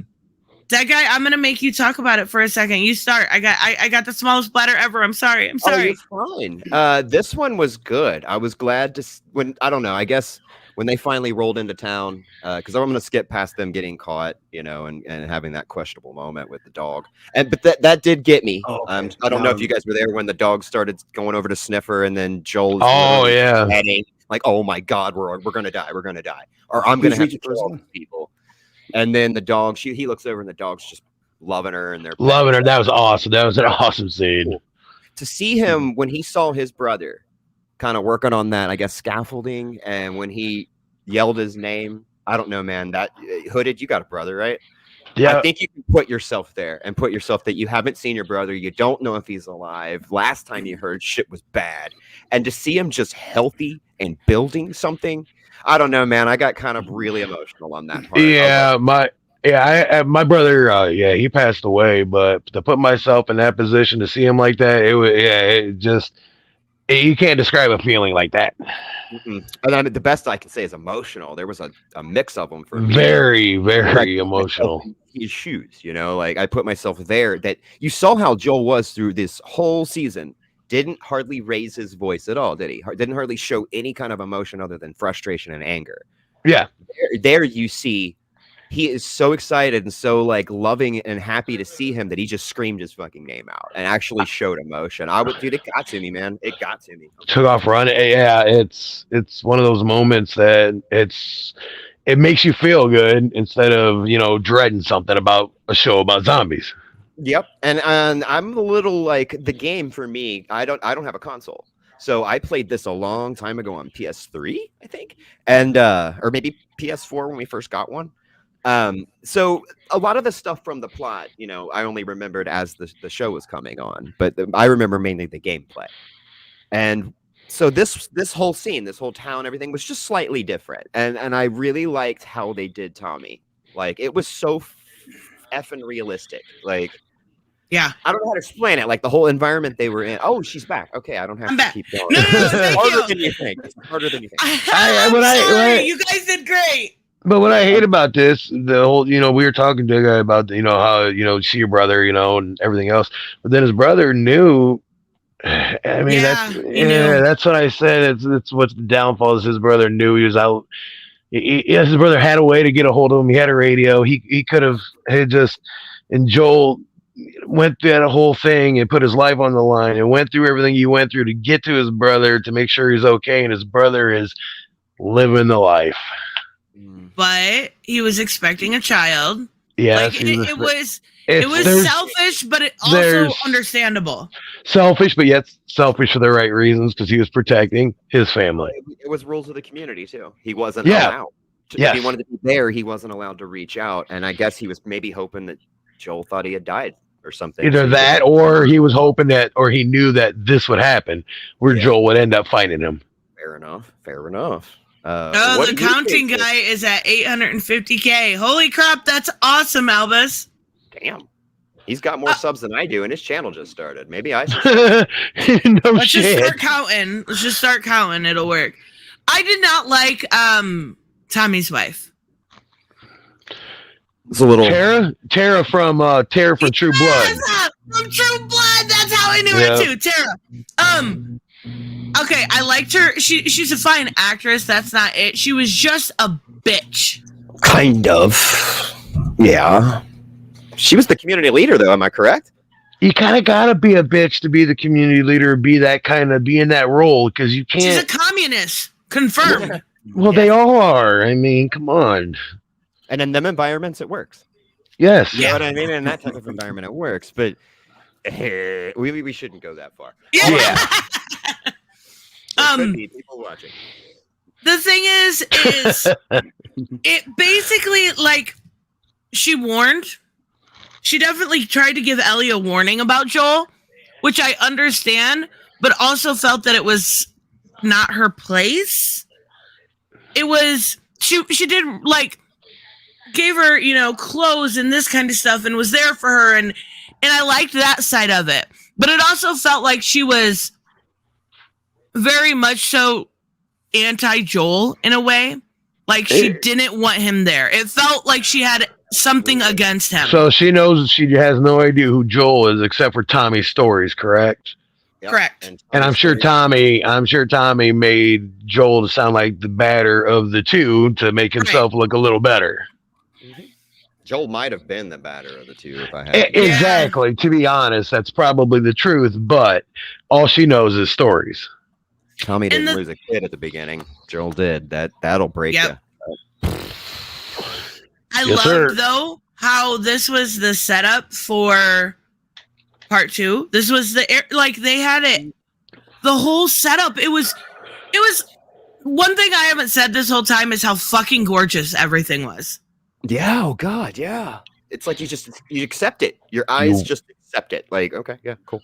But it's like you walked into the game. It is. Yeah. That's a good way to put it, because the beginning of episode 2 or part 2, you are in that little community. The tavern's there. You're throwing snowballs. Like, it's all very reminiscent of part 2, which is so cool to me. I thought that was really a nice touch, but also gives me a little bit of dread, like, because I know what happens. But it's this episode, I would say, was one of my least favorites, just because I didn't care for. Thought Tommy was a bit of a dick, and I didn't care for Tommy's wife, and the way that they had everything set up great, all of that, but it just felt like there was disconnect between Tommy and Joel. It felt like there was a wedge between them because of the wife. And that's the way it usually goes, though. Yeah, but I don't ever remember that being a thing before. Tommy and Joel nothing came between them. Right? Yeah, but nothing. Yeah, but a woman is different. A woman can come between two. I mean, that's my opinion, but that's what usually destroys a relationship is a woman between them. Some women find a way. Yes. It's their goal. Josephine, what did you think of Tommy? Joseph, what did you think of Tommy? Read my name on this badge, man. I will not. I agree with you. All honestly, like I said, just about all of these characters were a dick in some way. Like Tommy seemed like another refreshing take for a minute, and then like you said, yeah, you get to know him. I didn't think, honestly, I had a low opinion of just about every single one of these characters. Like honestly, when this concluded, it made me mad. This whole thing. I'm trying to save my strongest thoughts for episode 9 so it all makes sense the way we're breaking this down. But overall, like, I didn't care for him. I felt like everybody here was playing their part in Ellie's kidnapping. Yeah. So that's why I just really didn't care for these people. And the way everybody's presented, it's like we're supposed to really give a shit about what they feel, but the whole time I only care about what Ellie feels. I'm just trying to. The whole time I'm thinking about what she feels. So she's watching all these emotions between all these different captors around her. That's really all she's got. Like the whole time I'm trying to figure out what she feels. She's probably wondering when am I going to be able to freely feel what I feel other than anger. And then the fact that Joel was going to send her with Tommy. And that's okay. Yeah, that was weird. This also opens up a little bit of a plot hole. He was having panic attacks, right? Is that kind of what we were led to believe? Yes. Yeah. Yeah, that was definitely. But that just went away like in a second. They do. They come and go. I have them often. So yeah, he was having an anxiety attack. Absolutely. Well, no, that's not what I'm saying. What I'm saying is I know I understand I've had panic attacks before. It's been a long time, but I understand how that feels. What I'm saying is it only happened here. Oh, okay. Yeah, and we didn't get any further, like him explaining why he had, it's like, it just felt like it was a weird plot hole. Well, it's because Ellie was leaving. I mean, he was giving her away.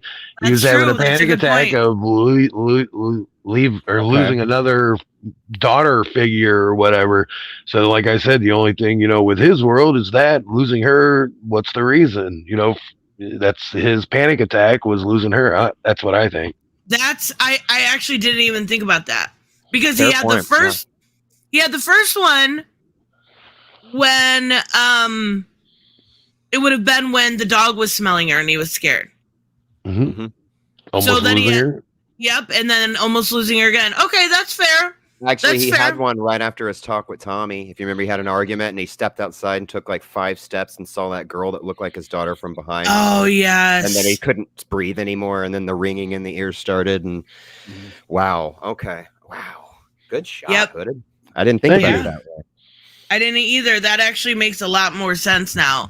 And once they get back together and, she picks him, obviously she was gonna, then they kind of go away. So that does make sense, actually. No plot hole. I take it back. I'm sorry. It's all right.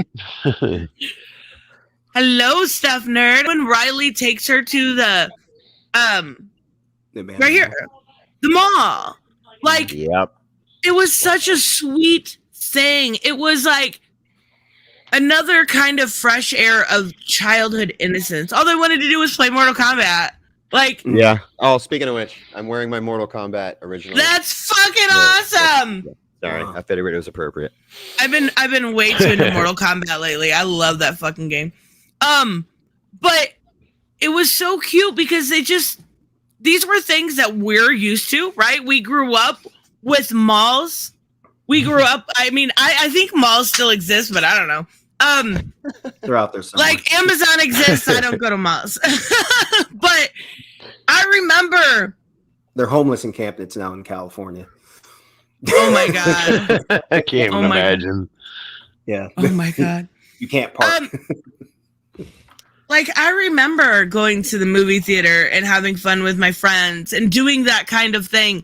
And they don't get to do that in this life. So this was a really cool moment for them for bonding, but also to give us backstory as to her first kill, which was so fucking traumatic to have that be your first kill. Your best friend, your girlfriend, your whatever label you want to put on it. Your first love. Yeah. Yeah. Oh, damn.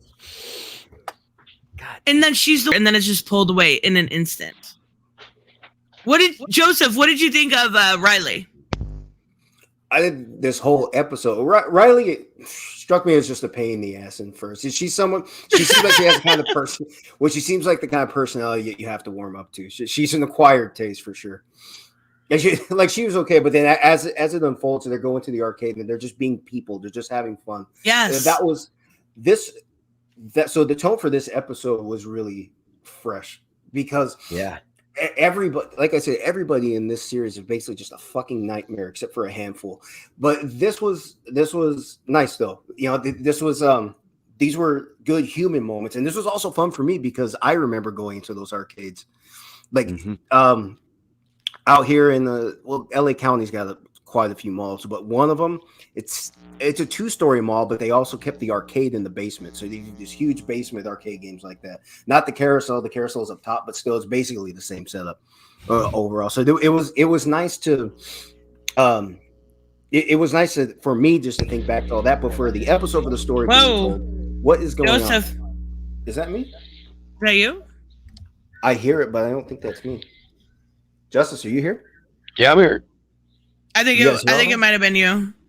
Who? It's good now. It's good now. You're good. Sounds like a loose ground wire. Dude, I'm on carpet. No, anyway. All right. Oh. So I hear the echo. Hold on. Let me give me a moment. Dead guy. Talk. Oh, wait. Okay. Breezen mentioned somebody's echoing. Somebody's talking about Is it me? It might be you. Mute yourself for a second. Hello. Hooded. I think it was Hooded. What about now? Yeah, it's definitely coming from the hooded side. Yes, it is. I just plugged my phone in, so let's see if I unplug my phone. I think it's better now. It's getting better. What about now? You should be It's good. now. Oh, then I'm going to last for about 36% more, and we'll see how long I last. So if I get out of here, that's why. Okay. It's the charger cable. Okay. All right. Yep. So, anyways, this was a good look into Ellie finally, because like I said, this is the only character I really care about. So you get to understand her roots. Like you said, it was good to see from the get go. She's basically just always a pain in the ass, and you have Admiral Dipshit at the Academy, just another one of those king shit characters I don't care about. Like, you know, you find out, for example, she's basically got to go clean sewers. You know, revealed later in life, later in the episode. I don't like him. I didn't like anybody in this show, like I said, except for a handful. And so this was really the best episode, but all of the stress in the previous 6 episodes leading into this one made this one better. Because like I said, it was a huge step away from this apocalyptic world. Of course, you know, they're stuck in, and this shows really what they were trying to hang on to, with what they hoped they would never lose as the world really got worse. And then those moments where, you know, now they're attacked later in the episode, so now you showed in that highlight where Ellie's just beating the shit out of all that jewelry, just mad as fuck. She didn't even know she was immune at the time. So just, you know, watching those moments like that where her whole world is just coming down on her. Yeah. And then it's like altogether, I just feel like this entire series could have been named after Ellie, basically. Yeah. It just called My Life Sucks. Like, correct me if I'm wrong though, because she had the hardest. Her and Sam basically, I think, had it hardest. She also feels like she's cursed.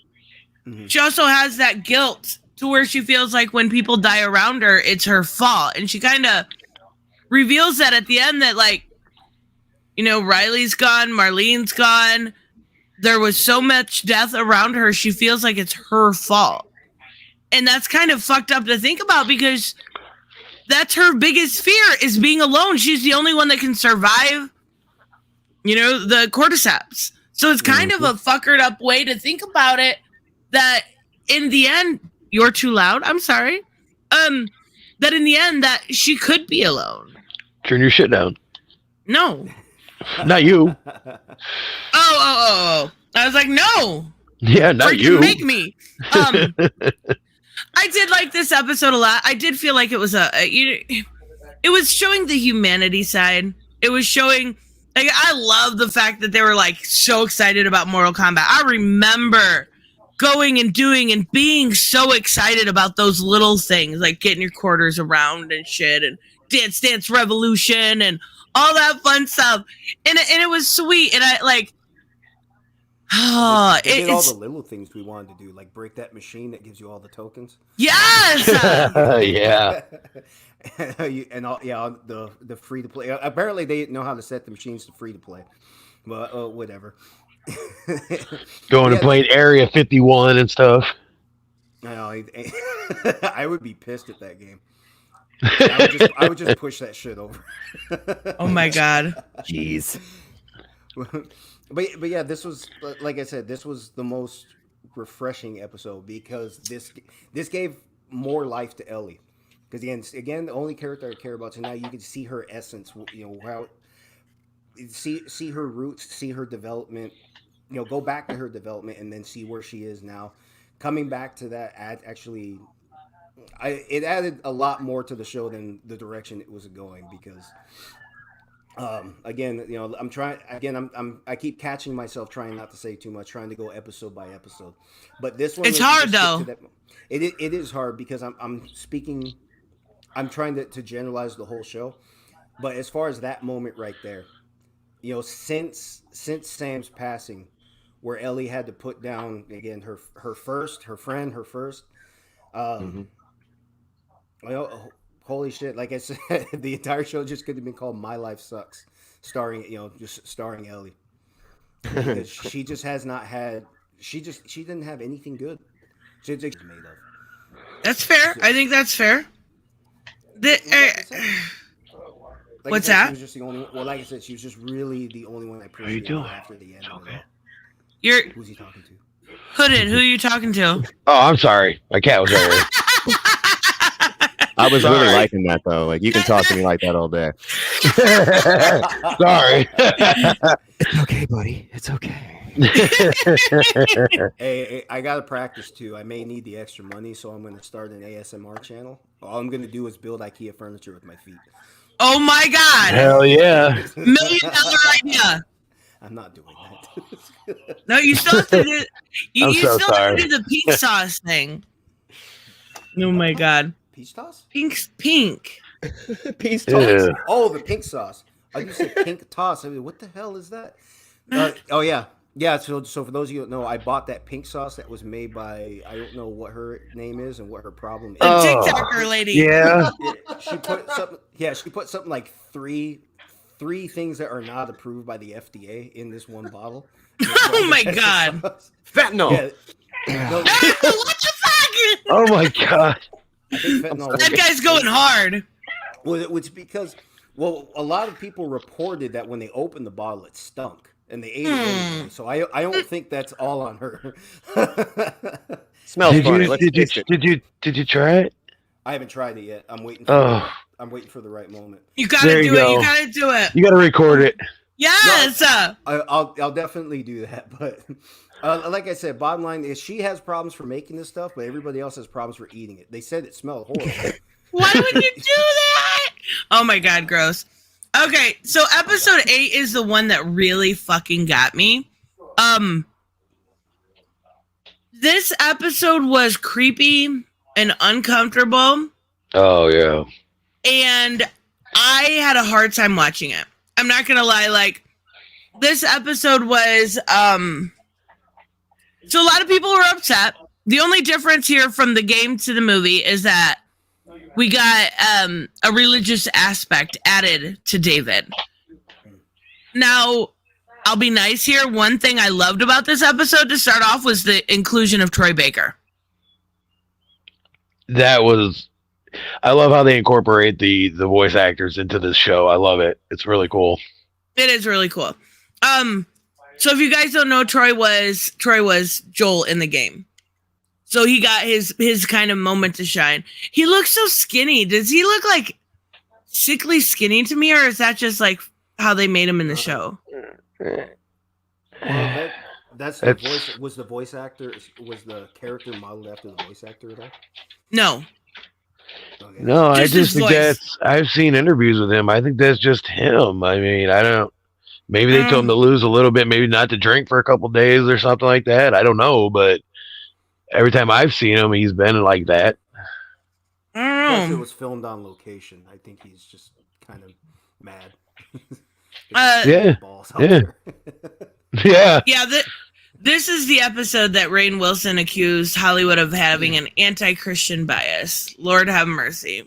Yeah, no, I thought the inclusion of the religion gave it that much more creepy of a vibe.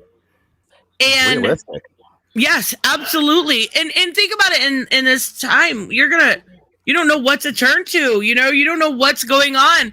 And the fact that David didn't even believe what he said was the icing on the cake. He was using it to manipulate everyone. Fake prophets. You got So, it.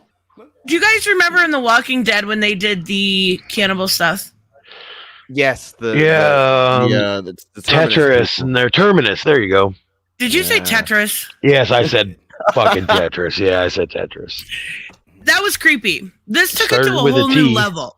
Yeah, you were close. Close Yeah. enough. God, it made it more realistic. I hate to say it. It made it. 'Cause they weren't telling anybody. And to Yeah. see Troy Baker's face, the way we saw his face, I'm just going to say, that was awesome. Yes. I discovered him as a voice actor, so it's been cool to see him around. He's so talented too.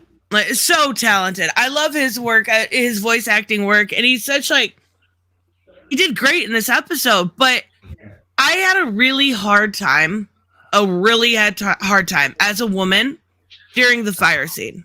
Like, I know we're skipping to the end, but Yeah. we're going to talk about it all, but that was the best I can say, the nicest way I can say it is fucking horrifyingly uncomfortable. Like when he had her down, holding her down. I'll never watch it again because it's just uncomfortable as a woman. And he was like, I like it when you fight or something like this. It was hard. Yeah. God damn it. It was hard to take. I guess that's the best way to put it. Well, go ahead. I don't know. This episode was.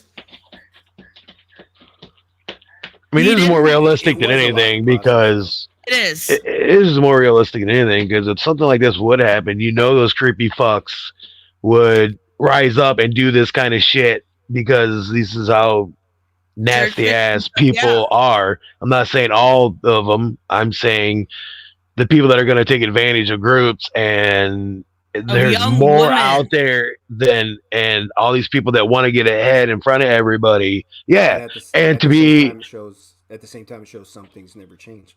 Yes. Yeah. That is true. Yeah, always. Yeah. Yep. It was a predator before, is what I gathered. He was a predator before. Yes. And then just found an opportunity to make it work. And that's what I'm saying. These people like this that'll survive, and because they either know how or whatever, and then they rise up because one or two people start following them, and then they start talking. It's like a pyramid scheme all the way down. But he had his eye on her, which was so weird. He didn't want to harm her. He wanted to. Of course, she was the chosen one in his eyes. Save her. Yeah, exactly. Save. It was her. Yeah. It was his Mary. Oh God. 13. Yeah. 13. And it's creepy and it's horrible, but I gotta admit, I loved this episode for those reasons. Like it so uncomfortable, like so disturbing, but so realistic, and so oh my God, this shit would really happen this way. Yeah. And it would be the predators and the people that are used to manipulating people that would make it in these times, and not the nice guys. I'm just simply saying, like it'd be terrible people that make it. What did you think, Joseph? Well, to touch on what Dead Guy's talking about, the only way to make us forget what kind of asshole Joel really is to put even bigger assholes on. That's a good point. That's a really good point. And touching on the attempted assault later in the episode, let's remember she won.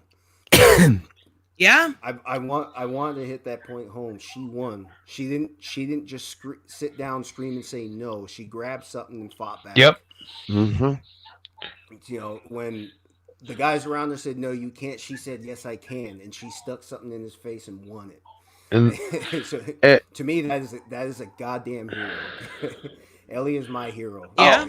Forever. Now and forever. And then that part where her hand's on the bar, and then he puts his hand on hers and moves it over just a little bit, inch by inch. It's just so nasty. And looking back when in the beginning a father had passed away and they were doing a little prayer and stuff for him, and then they said they couldn't bury him, and then you come to realize later it's because they're feeding that father to everybody. Horrible. That's fucking sick. And then they sent people out to get the guys that Joel killed, and they were eating them too. Like, that's just messed up. But at the same time, what do you do? But I think everybody knew it. Everybody's faces. Everybody's face. No, when he said this is the deer we caught, when they were preparing the meat, and then they were all eating, and then as they were all sitting down to eat, they come in with a deer. Yeah. That's when everybody made that face like, wait a minute. Yeah, the guys in the back knew what was going on, but I think everybody found the kind of an idea once they drug that deer in, like, oh shit, we didn't have a deer, did we? And they kept eating. But like somebody, in looking hindsight, do you want to survive? I will totally eat a person if I have to. I promise you. To survive, I will. Yes. Give me a little steak sauce. I'll be good. Oh my God. Well, supposedly it tastes like pork chop. Long pork. Wait, what? We will never know. What does it taste like? It got out. Long pork. He said. Yeah. Well, I said pork chops, yeah, but supposedly he does taste like pork. That's why it's called long pork. Yeah. Oh my god. The Long other pig, yeah, white Ray's- meat, huh? Yeah, Ray's got it. It's a term people use to call human flesh when you eat it. It's long pork, long pig. Yeah, I have Wow, never yeah. heard that before. Yeah, I didn't know that. I did some studying. I didn't remember. Oh god. Oh yeah, the movie Alive. Oh hell yeah. No, I'm a chef. It was a joke. That was a joke. I No, am no, no, chef. no. What he said in the chat. I'm sorry. I was. Oh yeah, Yeah. alive. Eat some butts. Don't die. But Sorry, those two mixing. You know. Sorry, So- I apologize. It's all right. And my stomach is rutch. No, I'm just kidding. I mean, I get exactly why Dead Guy likes this. I do, which is exactly the reason. Irving. Yeah. And it was the reason that I necessarily I liked the episode. I'm not saying that. It's the aspect of the trauma that I know that girl's gonna have. That I know we did see in, her kind of being standoffish afterwards and being uncomfortable and going through that trauma that he put her through. And it's just The kid It's in so- her is gone. The kid in her is gone. This because if is. she would have lost, what would have happened? We know what would have happened, right? Like, Yeah. and it's a fucked up situation, and they made David the worst thing in this entire series. Yeah. The most evil person in this entire series, hand down. Yeah, he was like Father Gabriel in the opposite sense. If you get what I'm saying, like he. Wait, I don't know how to but- explain it. He was like the Negan of this season, I guess. Yes! you could put it. And it's gonna be hard to top one. It's gonna be hard to top that. I'm sorry. It's Yeah, it is. And I didn't actually think when I did episode 1 through 3 and then 3 through 6. We were talking about this, and I didn't actually think they'd go through with the assault part of this. I wasn't sure that they'd go that far. And I'm glad that they did.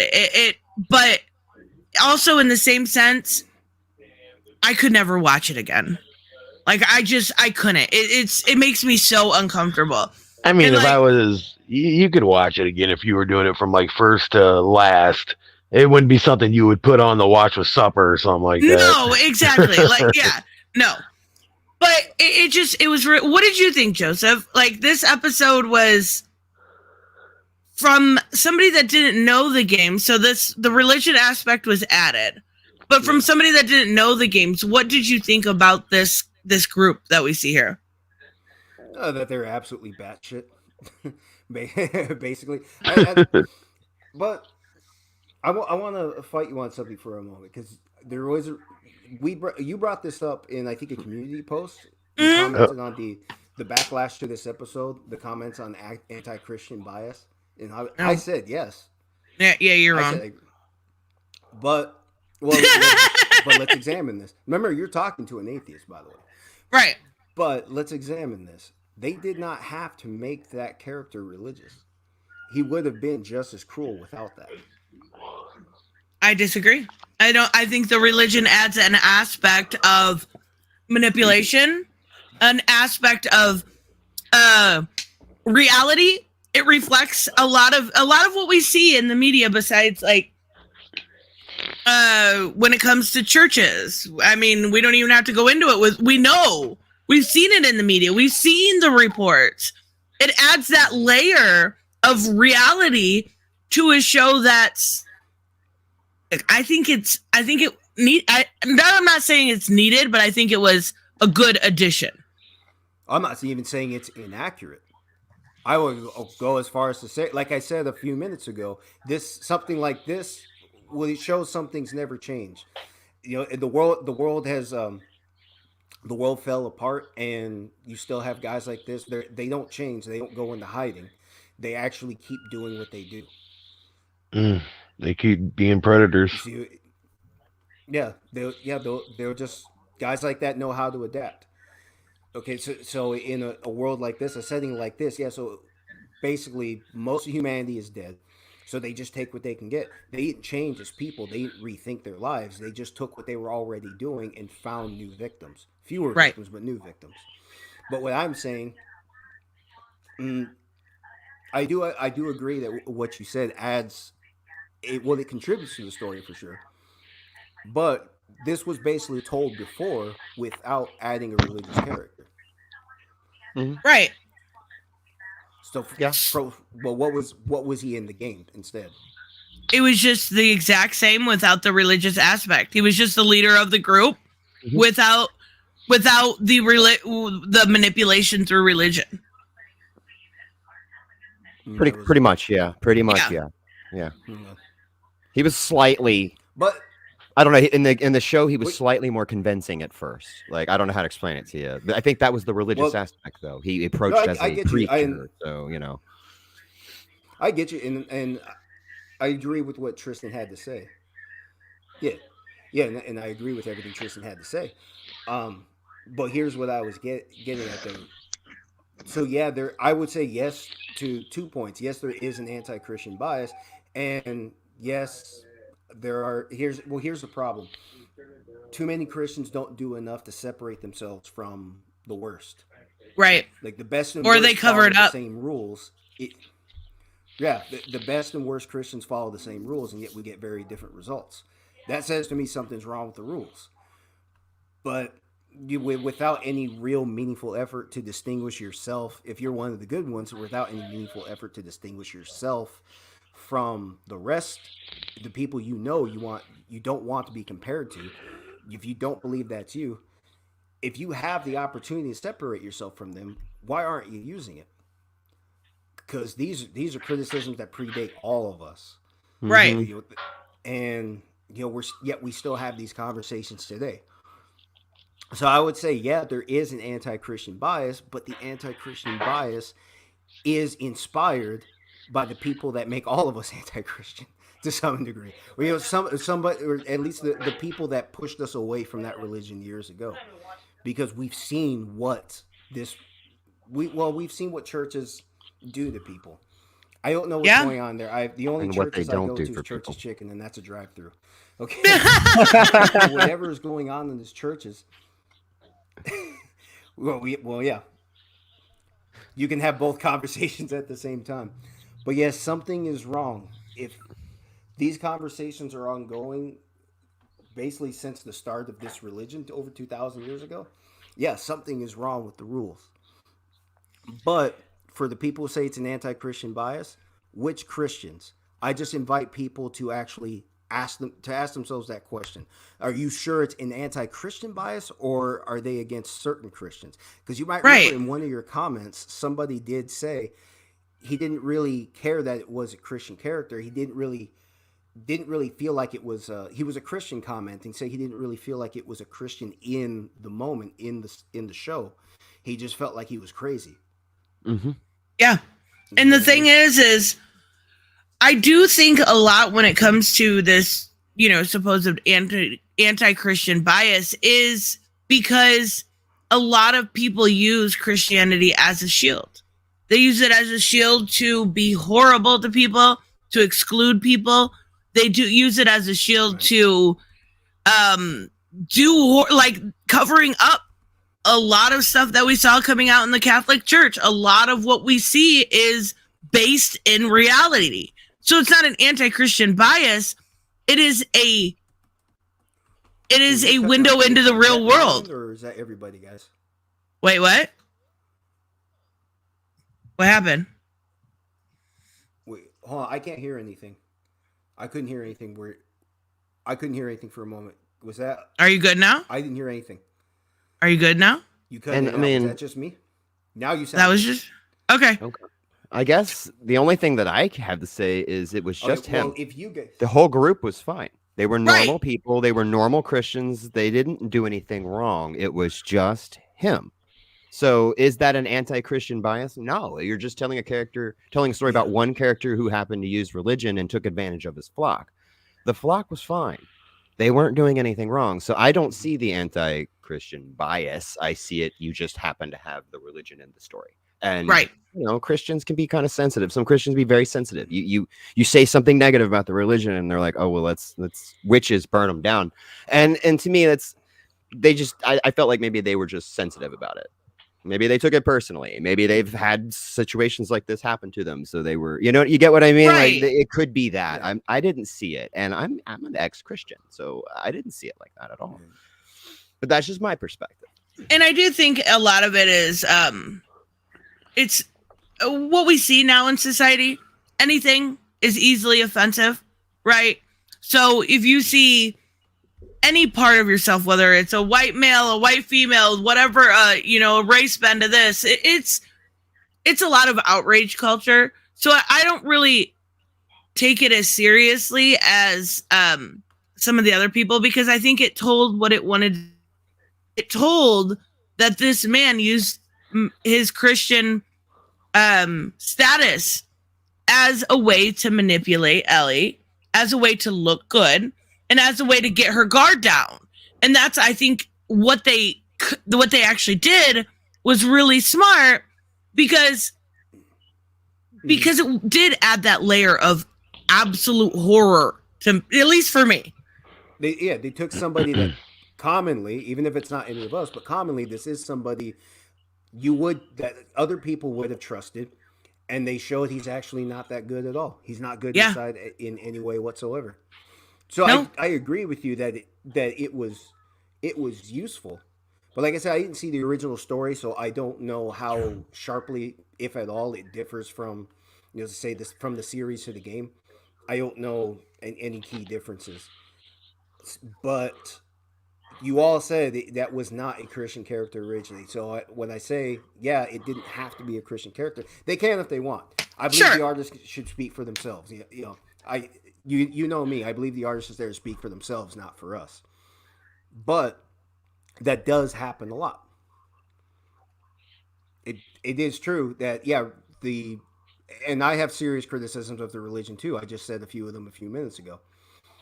But you can't say that wasn't basically they were opportunists. To add it in.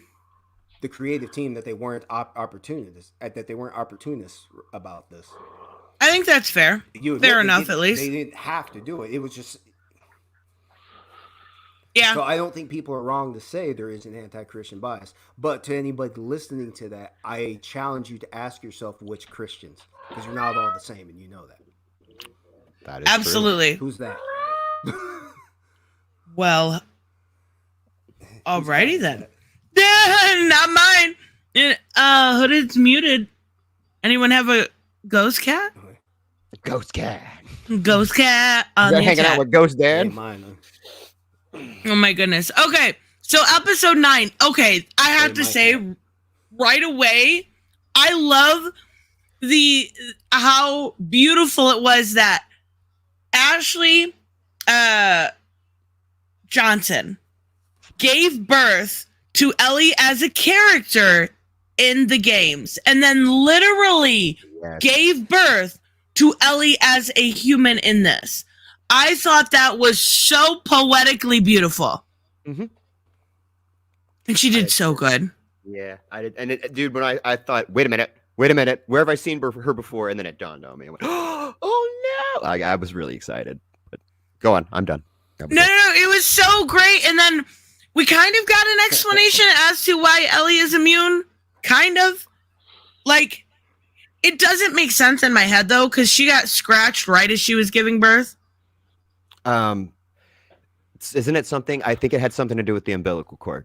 Okay. There's certain kind of like stem cells and stem cells. We all know that stem cells are good for research. Right. What it is stem cells are so pure in form that's what you use when you're making, say, a clone, a person, or this, that, and the other. So what I think is the stem cells mixed in with the umbilical cord and created this weird mutated. Yeah, kind of mutated and changed it into where she could live with it, like almost like symbiotic. But it didn't spread, so I don't. You mean if she bit someone, she would infect them, like without a doubt. So she is infected, but it made her like a carrier instead. You get what I mean? I didn't think about that, where she accidentally bit somebody that she would. Oof. I didn't think about that. I didn't either. Yeah, her bodily fluid could kill somebody, basically. So yeah. I thought it was neat. It was a very cool way to do that. We didn't get that, like at least that much detail in the game. That wasn't. That's cool as hell. They gave us a little bit more depth I guess is the best way to put it. But yeah. Yeah. I didn't think so. Now they just need every pregnant woman right before giving birth to scratch them, and all the babies will be fine. There we go. We came up with a cure. But then the It mom was that came back. easy. Yeah. Oh well. We'll get another one. Yeah. Oh, wow. I love this episode, but I also hated it. But also Joseph. if What's up? they wanted to be more scientific, I have not seen part 2 at all, so I don't know if there's any explanation to this. I was just trying to make sense of what that birth could have, or what could have been different in that stage compared to somebody older like Sam, someone his age. What is that virus? It's that one that basically you want all your chicken pox. The pox, doxypox. You might. I don't think people. Yeah, because I don't think people fully understand that there's something about a child's immune system, basically because of its lesser developmental stage, for some reason that keeps the chickenpox virus from having a worse impact on kids. Whereas adults it would have been a lot worse.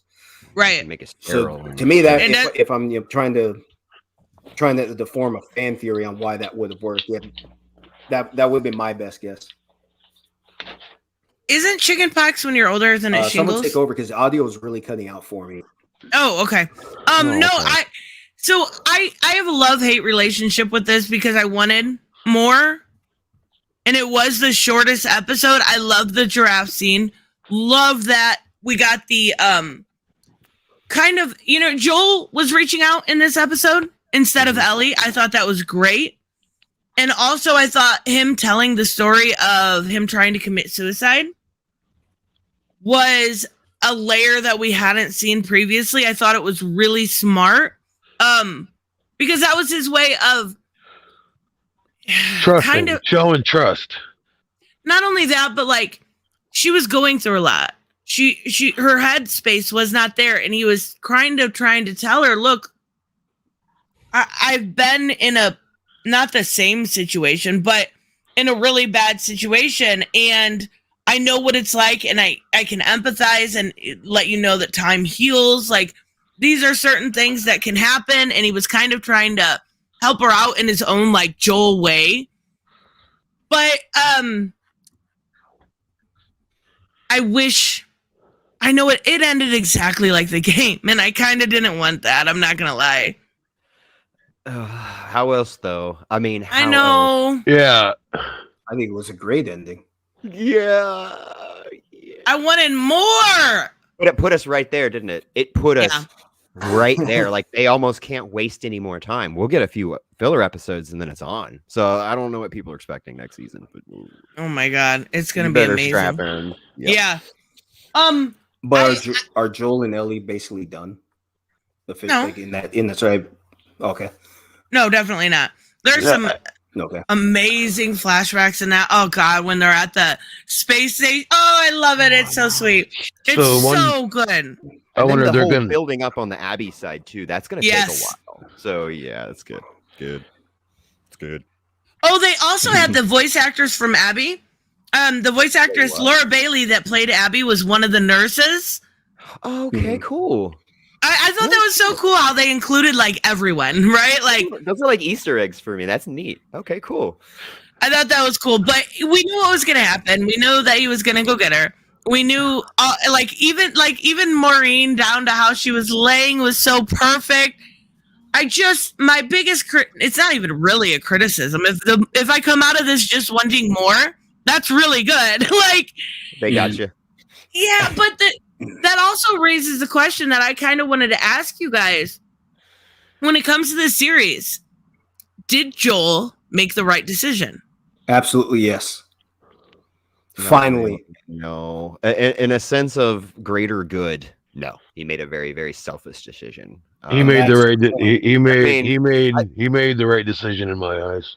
I mean, to carry on a show and to carry on, yes. And that's what I'm trying to set myself and take the devil's advocate here and say it was selfish. If you would have given Ellie the choice and this will be taken care of later. This will be happening in season 2. They can't skip over this. But Right. if Ellie had the choice and they were to ask her, she would have done it to save people. And Joel loved her and wanted to save her, which is sweet and adorable. But how many more people did he condemn to death and to live this way so he could have one girl in his life? So it was a selfish decision, but I'm glad he made it. So I guess that's the best way to put it. It was selfish. It was not the right thing to do. But I respect him, and I could put myself there, and I'd do the same fucking thing. So I can't judge, you know. So that's what I mean. That's where I'm from, but I'm curious to see what everybody else thinks. He didn't do anything wrong whatsoever. He saved a kid from being murdered. Remember that she didn't know what was going on. This is true. No one told Ellie, by the way, we need to kill you. And she didn't get a chance to say, oh, okay. She didn't get any of that. She had no say in her own life. Now, you're talking about the greater good, dead guys. Let me make sure I understand this. You mean the selfishness of one does not outweigh the sum total selfishness of many? That's a little too deep. I guess the point is throw one person out of an airplane to save 250, or let the entire plane crash so that one person dies. It's an easy answer for me. But I'm an end of the world leader kind of guy and have to make bad decisions sometimes. And I understand that. But I'm a taking devil's advocate. Personally, I would kill everybody and save her because I love her. That's me being personal. But I'm taking devil's advocate and arguing the outside point. You get what I mean? The bigger point being like humanity is more important than one person and a selfish feeling. That's all I'm saying. But you're right. Look who's humans are selfish. Let everybody die. But then look who's. But ultimately, look who's being spared. The least selfish is the one that has to die. Had no say. So all these people said basically this. I don't know where they were when they decided we're going to kill this kid. We're going to save ourselves, and it's going to be peaceful. But they don't actually know if it would have worked. That's the other thing too. Sure. Yeah, they have to go into the brain. They had to go in. They knew the risk they were taking. Oh, she was going to die. They had to take the brain out. You can't survive from that. So they were removing her brain. Which so that means. Even if they said there's a slight chance, you still don't know. It's never been done before. Right. So this girl has to be the guinea pig for all humanity, according to the majority opinion of a handful of see, the best way for me to put this, a handful of king shit cocksuckers, I hope are died painfully. I don't give a shit about any of these characters. And finally, I get to give my thoughts in full on this. Like I said, I did not care. I learned to care less about Joel. Now I could not care less. His buddy he was working with in episode 1 dealing drugs. I did not care about him. Didn't much care for the woman who sacrificed herself. It was episode 2. I forgot her name, but you all know. Tess. I did not care because you guys all have Ellie, the most innocent one to date, at gunpoint this entire time, and you're telling her what she's going to do from now on, and she was just trying to get by. Yeah. So, and that she was trying to get her blood to the Fireflies to create a cure. She knew what she was doing. She just didn't know she was going to die. Yeah, she didn't know she was going to die. And we know she knew it was blood, or she thought it was blood because she tried to save Sam. Mm-hmm. Right. So she thought she was going to go there and be a guinea pig for a while and go home with Joel, right? They had made plans. But nobody told her that her life is on the line. Right. In all likelihood. No one even said, by the way, in all likelihood, you may not make it. You still want to give it a go? She didn't get a say. So Joel saved her from murderers. Now let's think about this. If those were now, let's also think about something else. So Joel was 36 when the epidemic first hit. Right. And what was he, 45 in this? 50, wasn't it 20 years later? Yeah, it was 20. 20 years. Yeah, so 56. Yeah. Okay, so he managed to go 20 years without an infection. All he has to do, just like anybody else in the world, stick to what already works. You do not have to kill a 14-year-old girl to save everybody. And think about this. You were going to do this without telling her. Who are these people saving themselves? Do you want those people to live? Look what they were willing to do. in order to live, they were going to kill one innocent teenager. And I'll say this one last time: she had no prior knowledge of what was going. She had no say in the matter whatsoever. And she is definitely not the selfish one. Joel finally made a good decision, saved the only decent human being within eyesight. I don't know how long that story actually took to tell canonically, but he saved the only decent human being left. Her and Sam. There used to be two. Her and Sam. The choice was written to be morally ambiguous. I don't think it seems morally ambiguous. Yeah. I don't think it. I get that it's supposed to be morally ambiguous, but if you put yourself in Joel's situation, there is no choice. There's no choice. You save her. You save her. That is it. That is. I understand. You've got to make those tough decisions, but this wasn't a tried and tested thing. They didn't know it could happen. She didn't know. He, in my opinion, 100% made the right decision, even if he had to kill all those people. That was what bothered me, was the murder. He killed the killers. Remember that. But they were going to murder her. But no, not all of them. The doctors were. Okay, yes. But Maureen was in on it. Yeah, she was. Maureen knew. And Maureen should have told Ellie. Yes, absolutely. Because Maureen was the one who told choice. Yeah. Yes, had she given her a choice, this story could have ended very differently. There would have been no choice. If she would have resisted, they would have took her. That's true. Who here can think of somebody they really care about? In fact, this is the only person you have, mind you. Oh, I'm 100% with you, Joe. I mean, that's I totally get your side. That's on me. I would go ahead. I just want I'm with you. Yeah, I'm just I was arguing devil's advocate, but I think you guys missed that part. Oh, I get you. No, you said that. I get that. No, I get it. Somebody has to argue and not all agree, right? I mean, this is what this is about. Right. I was keeping it competitive, but yeah. But Ray's got a point. Yeah. With morally ambiguous to who? Because I don't think anybody here wants to ever take another human life. No, right? But sometimes you have to. Sometimes in these scenarios, sometimes you got to. Like, I don't want to kill the guy that's trying to grape my sister, but I'm gonna. I'll feel bad about it after. You get what I mean? So I totally understand where Joel was coming from. Dead guy is the Rick Grimes of this group. I hate it. Holy shit. Sometimes you got to do that shit, and I get Joel, man. That's why I was like, dude, no, if it was me and it was Ellie and I was Joel, I would have murdered everybody in that whole fucking thing. And I wouldn't even talk to anybody. But if Joel had not done that, then look who gets to walk in the free world. Some cold-blooded killers that sacrifice their 14-year-old. It's the entire human race. It's also people that are innocent. It's also kids. It's also everybody else that gets to grow up and not deal with this anymore. So that's where I did see that side. I get that. No, I don't believe that. This is all fictional. What I'm saying is I can see that side. Is what I mean. I can see their point, and I can also see Joel's side. I see both. Okay, if it was you, what if it was you? What if you were in Ellie's shoes? What would you choose? I would run my happy ass away. These people are out of their fucking minds. I hate every single one of these people. I mean, if I was a 13-year-old girl, my choices would be different. As a 45-year-old man who doesn't see the point in going on anymore, take my brain. If you think it'll fix the world, then take the brain. And I don't know. Ellie would have. You know what? I'm not going to go on this anymore. I love your avatar, Serenity, by the way. I love that. Anyway, that's so cute. I love Ghibli films. I think Ellie would have done it anyway, whether she knew it was going to work, because she just seemed like that type of person, like that cares about people, wants to help, and wants to do the right thing. So they should have made it her choice. And yes, Joel made the right choice. Yes, that's where I stand officially. Right. I love the part where Maureen's like, she's on the ground and she's laying, and she's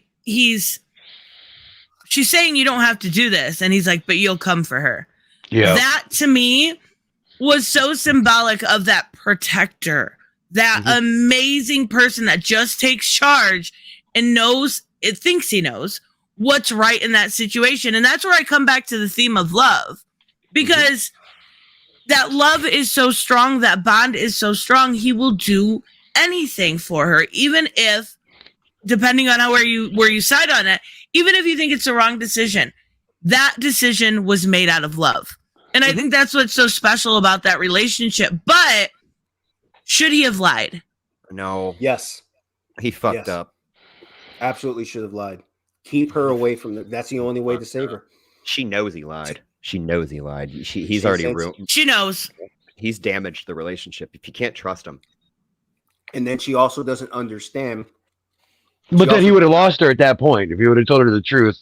Fair enough. I mean, this is so human. She may have split. You know what I mean? Yeah. I mean, it's coming in my point. I would have definitely lied. I mean, that's to get her away from there, to make her feel better, to get the mental stress off. She was going through so much.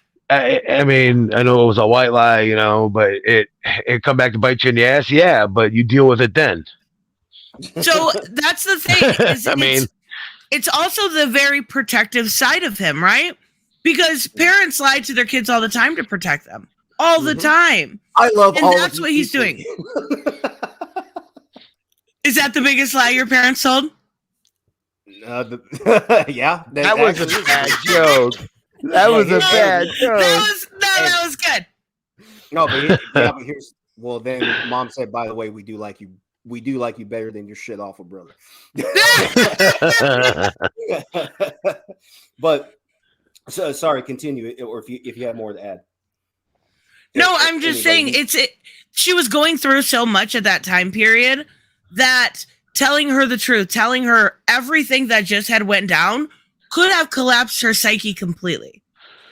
I felt like it was not to interrupt, but I'm at 1% on my phone, and when I charge it, it does that. So I'm probably gonna just get out of here before it dies on me and keeps me lagging on here or something. Okay, well, thank you for stopping by, or not stopping by. Thank you. I know what you mean. Coming on. Thank you. I appreciate you. No problem. Take care, guys. I appreciate you. Later. I think that a lot of the decisions he made, sure, some were awful, but in this situation, telling her the truth in that moment, and it does, like, as you go further on in this series, it does fuck with their relationship. But I think at that time, it was the right decision. There's a point in a time where you tell kids stuff like that, where you are open and honest, and having her go through all of what she just went through with David, with the Fireflies, with everything. I don't think it was the right time to tell her. I just don't. You know, but what a tangled web we weave. That's very true. Philosophy. I practice honesty, but that's me. And that's why I was like, I would have found the right time to tell her, and I just wouldn't have answered her question to avoid lying. That's fair. But once you damage trust, and like I said, Joseph isn't fully aware of what's going to happen next. Some of us have a good clue. A lot of this will come out. Yes. And a lot of this is going to play itself out, and it's going to play out kind of the way I was talking about. We'll see it, and I hope they change subtle things. So, like me and Tristan and other people that played the game can't fully keep up. You know, can't predict what the next thing's going to happen. But ultimately, to murder all those people, I think, and you're right, they would have came after her. But man, that is just he added karma he couldn't pay for at the end. And then to keep adding the dishonesty, and then he swore that once she's like, "Will you swear to me?" I'd have been like, "All right, wait, maybe we should sit down." Later. And because she's not a kid anymore, Joseph. We just established that in episode 6. She's not a kid anymore. She can handle. Oh, what's going on? I think my phone. Somebody's calling me. Popular kid. I'm sorry. That's never happened. But just let me try and continue from where you left off, because so like you say, he added karma that he can never really pay for, and he will. Yeah, but judging what I've seen so far, so what he did is tell her, basically tried to convince her he tried to convince her to save herself. It's the bottom line. And that is the right thing to do. Yeah. Because if he does not, then what you have, if he does not, again, he had to kill them. They were going to come after her. Okay, they were going to kill her once. They're going to kill her again. They're try and kill her again. That is who these people are. Now, the assumption is that they're doing it for the greater good of humanity. And this is why I hate greater good arguments. I don't really believe in such. A greater good it's like history. It's for the victor. Those are spoils for the victor. It's not actually about the whole. That's called equality, not greater good. So it's not about equality. If it were about equality in human life, you wouldn't be killing a 14-year-old. I mean, if you didn't have a choice. You know, you do have a choice. Everybody lived for 20 years after the initial events. Oh, not everybody. Unless you're under 20 years age. A lot of people died. A lot of people did die. But those who survived, they know still what works. They were Joel was 20 years in where before, remember, leading up to the events where he met Ellie. Mm-hmm. So for 20 years, he knows what works because they had strict procedures that everybody followed to keep everyone else from getting infected. You know, so they already know what works. As far as saving your life, you have solutions. You have everything you need. You don't need to kill anybody to make anything better. Especially since you don't even know that killing this 14-year-old girl is going to result in a true medical treatment. So So one more time, these people on the gamble were going to take human life. And you hope it stops there. But it will not. But it won't. Joel saved more. But how is that different than what people had been doing for the past 20 years anyway? Like Joel did it. Tommy did it. Tess did it. Everybody murdered. We're not talking killed to survive. We're not talking shoot somebody down because they're trying to kill you. We're talking fucking murdered people. So, I mean, they were all doing it. So it's just one more. And I guess this is just devil's advocate. So I just don't want you guys to think poorly of me. I can take a seat and argue a point I truly don't believe. This is all I'm doing right now. And I'm just arguing the point. And Joseph, I absolutely totally agree with you. Like we are on the same side. I just want to give some kind of educated argument. And I guess from their side, you have to look at it like it's worth the gamble. It's worth the risk. If we can come up with a cure to fix this, everyone can go back. We don't have to live in camps and eat shitty food. You know what I'm saying? Like they're eating 30-year-old cans of Chef Boyardee, which you technically can't do. I don't know why they keep putting that in movies. That'll kill you. But the lifestyle that they're all living right now and all of humanity, which is all over the fucking world, which they've established with, the Indonesian episode. It's not sustainable. Eventually humans are all going to die off, and they're already murdering and killing each other. So I guess if it was Ellie's choice and Ellie was okay with it, then I would be okay with it. It would hurt and it would suck to lose her. But, what they did wrong and what the Fireflies did wrong was by lying and manipulating the situation and not telling Joel until it was too late and then not telling Ellie. If they would have handled it differently, and maybe Joel should have murdered everyone. Like just the soldiers there weren't going to come after Ellie. It would have been the leaders and the scientists, just the guy guarding the door, but to the bathroom. You know what I'm saying? Probably, but I also understand he had to. The guy across the street had no choice. Yeah, why'd you kill the guy milking the cow? Because he came after her. I'm just saying, like I get it. I don't know those people. I can't condone murdering 50 or 60 people. You get what I mean? For one. So, yeah, I'm kind of all over the place. But it's Ellie. Compare the numbers. Because it's Ellie, because it's Joel, and I can put myself in that scenario. Yeah, I mean, I would have shot everybody if I had to, but and Joel felt like he had to. I fully expected to. I was actually very surprised during the doctor scene that we didn't see like little feet. I think that guy will know what I mean. Oh shit! I fully expected something, but we didn't see it. Oh shit! And I wonder. I don't know that will change. I don't think that'll change anything. But I thought maybe they'd add that in just for that level, because that would have given us a little bit of a teaser, right? Because we didn't get anything. This just wrapped. Some of us would have known and been like, "Oh God." Oh. It would have been cool. It would. I mean, I have no complaints. The show. I've never seen a video game, movie, show this well done ever. And honestly, Silent Hill came close, but not after this. And the weird thing is watching this like comparatively to The Walking Dead, and I love Walking Dead. Walking Dead I will stand every day of the week. But even it felt more cinematic. It felt more movie quality. Whereas The Walking Dead felt, I don't want to say cheap, but cheaper. Absolutely. I feel like they gave up on that show. No. The team. I feel like they gave up on that show early on. I got them. I was done with. I think it was episode 4, season 2 of the original series. How? You didn't even get to the best stuff. No. Goodness gracious. Well, I'll send you a GIF I made later. You'll watch. You'll watch. Well, maybe it was the end. When did his buddy die? I forgot his name. Shane. Yeah, but was that the season end of 2? Season 2? Yeah. 2. But that was the end of okay, so I made it that far. Okay. And that's the last episode, yeah. That's when I got done with it. That was actually the time I decided I'm done with zombies. Oh my god. Because these are all the same stories retold. But this wasn't. This was different take on zombies. This was completely like almost set in a reality base to where you could see this happening. Undead. They're not zombies. The virus keeps that body alive. So they are alive. They just go into like suspended animation type. So they are zombies. It's a living hell. It would be oh my god. Oh so basically their whole nervous system is hijacked.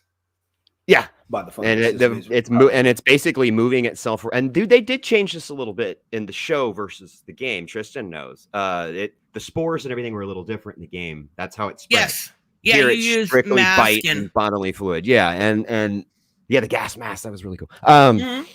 This is different. They made it more Walking Dead based, where it's a one-on-one. You have to bite or touch or come into physical contact, which to me made it better for a show. Yes, it would be very hard to adapt the other way. And I guess we could also maybe ask about the people complaining about the lack of action. Because I know you guys, there just wasn't enough action in this season. Where were all the I guess, what would you call them? The clickers, and why wasn't there enough of this? And I went, because if you remove the gameplay from the game, what do you have? Cutscenes. A story about people. You know what I mean? So you can't necessarily, the whole show just can't be them running around fighting shit all the time like in the game. They stopped after Glenn died. Yeah, that's the GIF I was going to send. Yeah, and what was that? Glenn? Season 6, I think.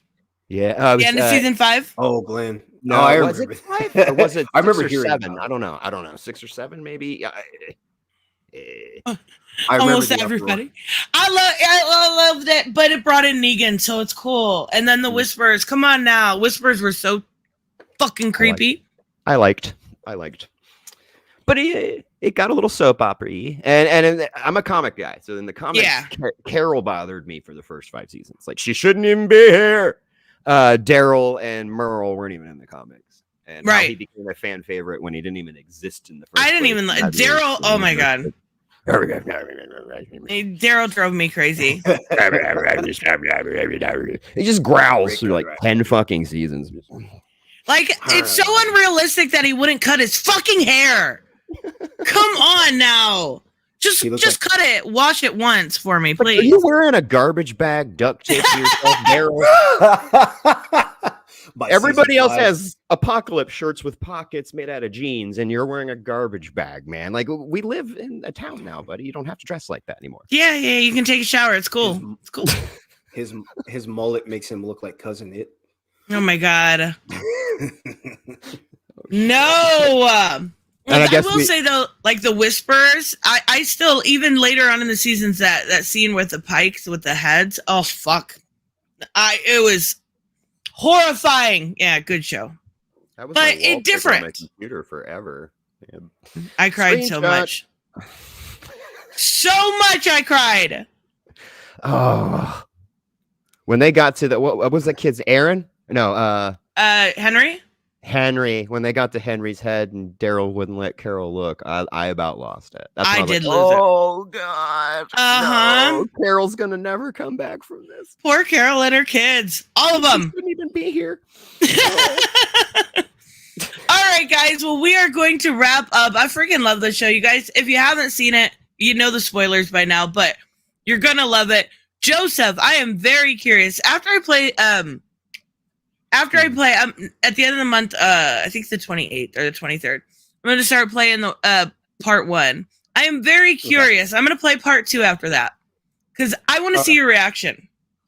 Okay, cool. I'm To down part to two? watch that. Well, I'm gonna Unless you don't follow want along right now. spoilers. Unless you don't want I spoilers. will. Well, Okay. I'm expecting, just like with Walking Dead, yeah, some things are going to be about the same early on, and then some things are going to change. Like, Yeah. just by example, Shane's death in the series is very different from his death in the comics. Absolutely. And even I know that one, because when that series came out, so the comics were all back when Borders and Barnes and Noble were still open, and they had shelves dedicated to Walking Dead. So I just picked up the earliest. It was Chapter I forgot how 1. many issues. Well, I forgot how many issues were in that one book, First but I gen. ended up. I don't remember, but I remember skipping. I just skipped ahead to where Shane's death. I just happened to come across that. Very different. So I'm just expecting things to change anyway. So I'm okay with both experiences. Fair And enough. plus, We're gonna. now that I've seen the series, now I want to go continue.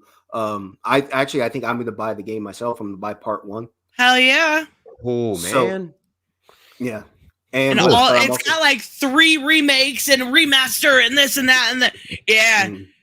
It's good though. It's worth it. I promise. It's one of the best video games. Like, I love my Batman games. I love my Mortal Kombat. Those are like my comfort food of games, right? But Mhm. The Last of Us is something special. It really, really is. It's an experience, man. I think is. you'll enjoy it. It's an experience. Yeah. I'll be Wow. giving it a shot. I'll definitely be watching it here on stream. Hot take. Part 2. Part 2 was better. I know a lot of people don't like that, but it was for me. I'm with you on Figure. Part 2 was mind blowing. Oh my god, epic So fucking good. Oh my god, it was too bad there was so much controversy because a lot of people missed out on some really great storytelling. Really great storytelling. It was too bad. All right, guys, make sure you check out Dead Guy's channel. It is in the description, and we'll get Joseph to start one day. One day when he opens up his pink sauce. I'm working with Dead Guy. In fact, we got some. I'm going to be sending him some lines soon because we're doing Gear 1, and what else are we agreeing on? The Hush is the big party. So yeah, Hell we're yeah. doing Hush with me too. We're doing all of Tristan. As a matter of fact, before we go, we might need to bring you in since you're pretty knowledgeable and we are not. For really good after year 1, year 2, so on and so forth. Really good dynamics between Gordon and Batman. Where do babies come Stories. Where do babies come from? Where do babies come from? Yeah. I'm totally game. That sounds like a conversation for oh god, a 12-year-old. Oh, So the babies. it's perfect. Oh, I was thinking about the Batman Gordon thing, but I was like, no, I'm okay. totally game. That sounds perfect. All right, guys, make sure you guys check everybody out, and we will see you next time. Thank you guys so much. Bye.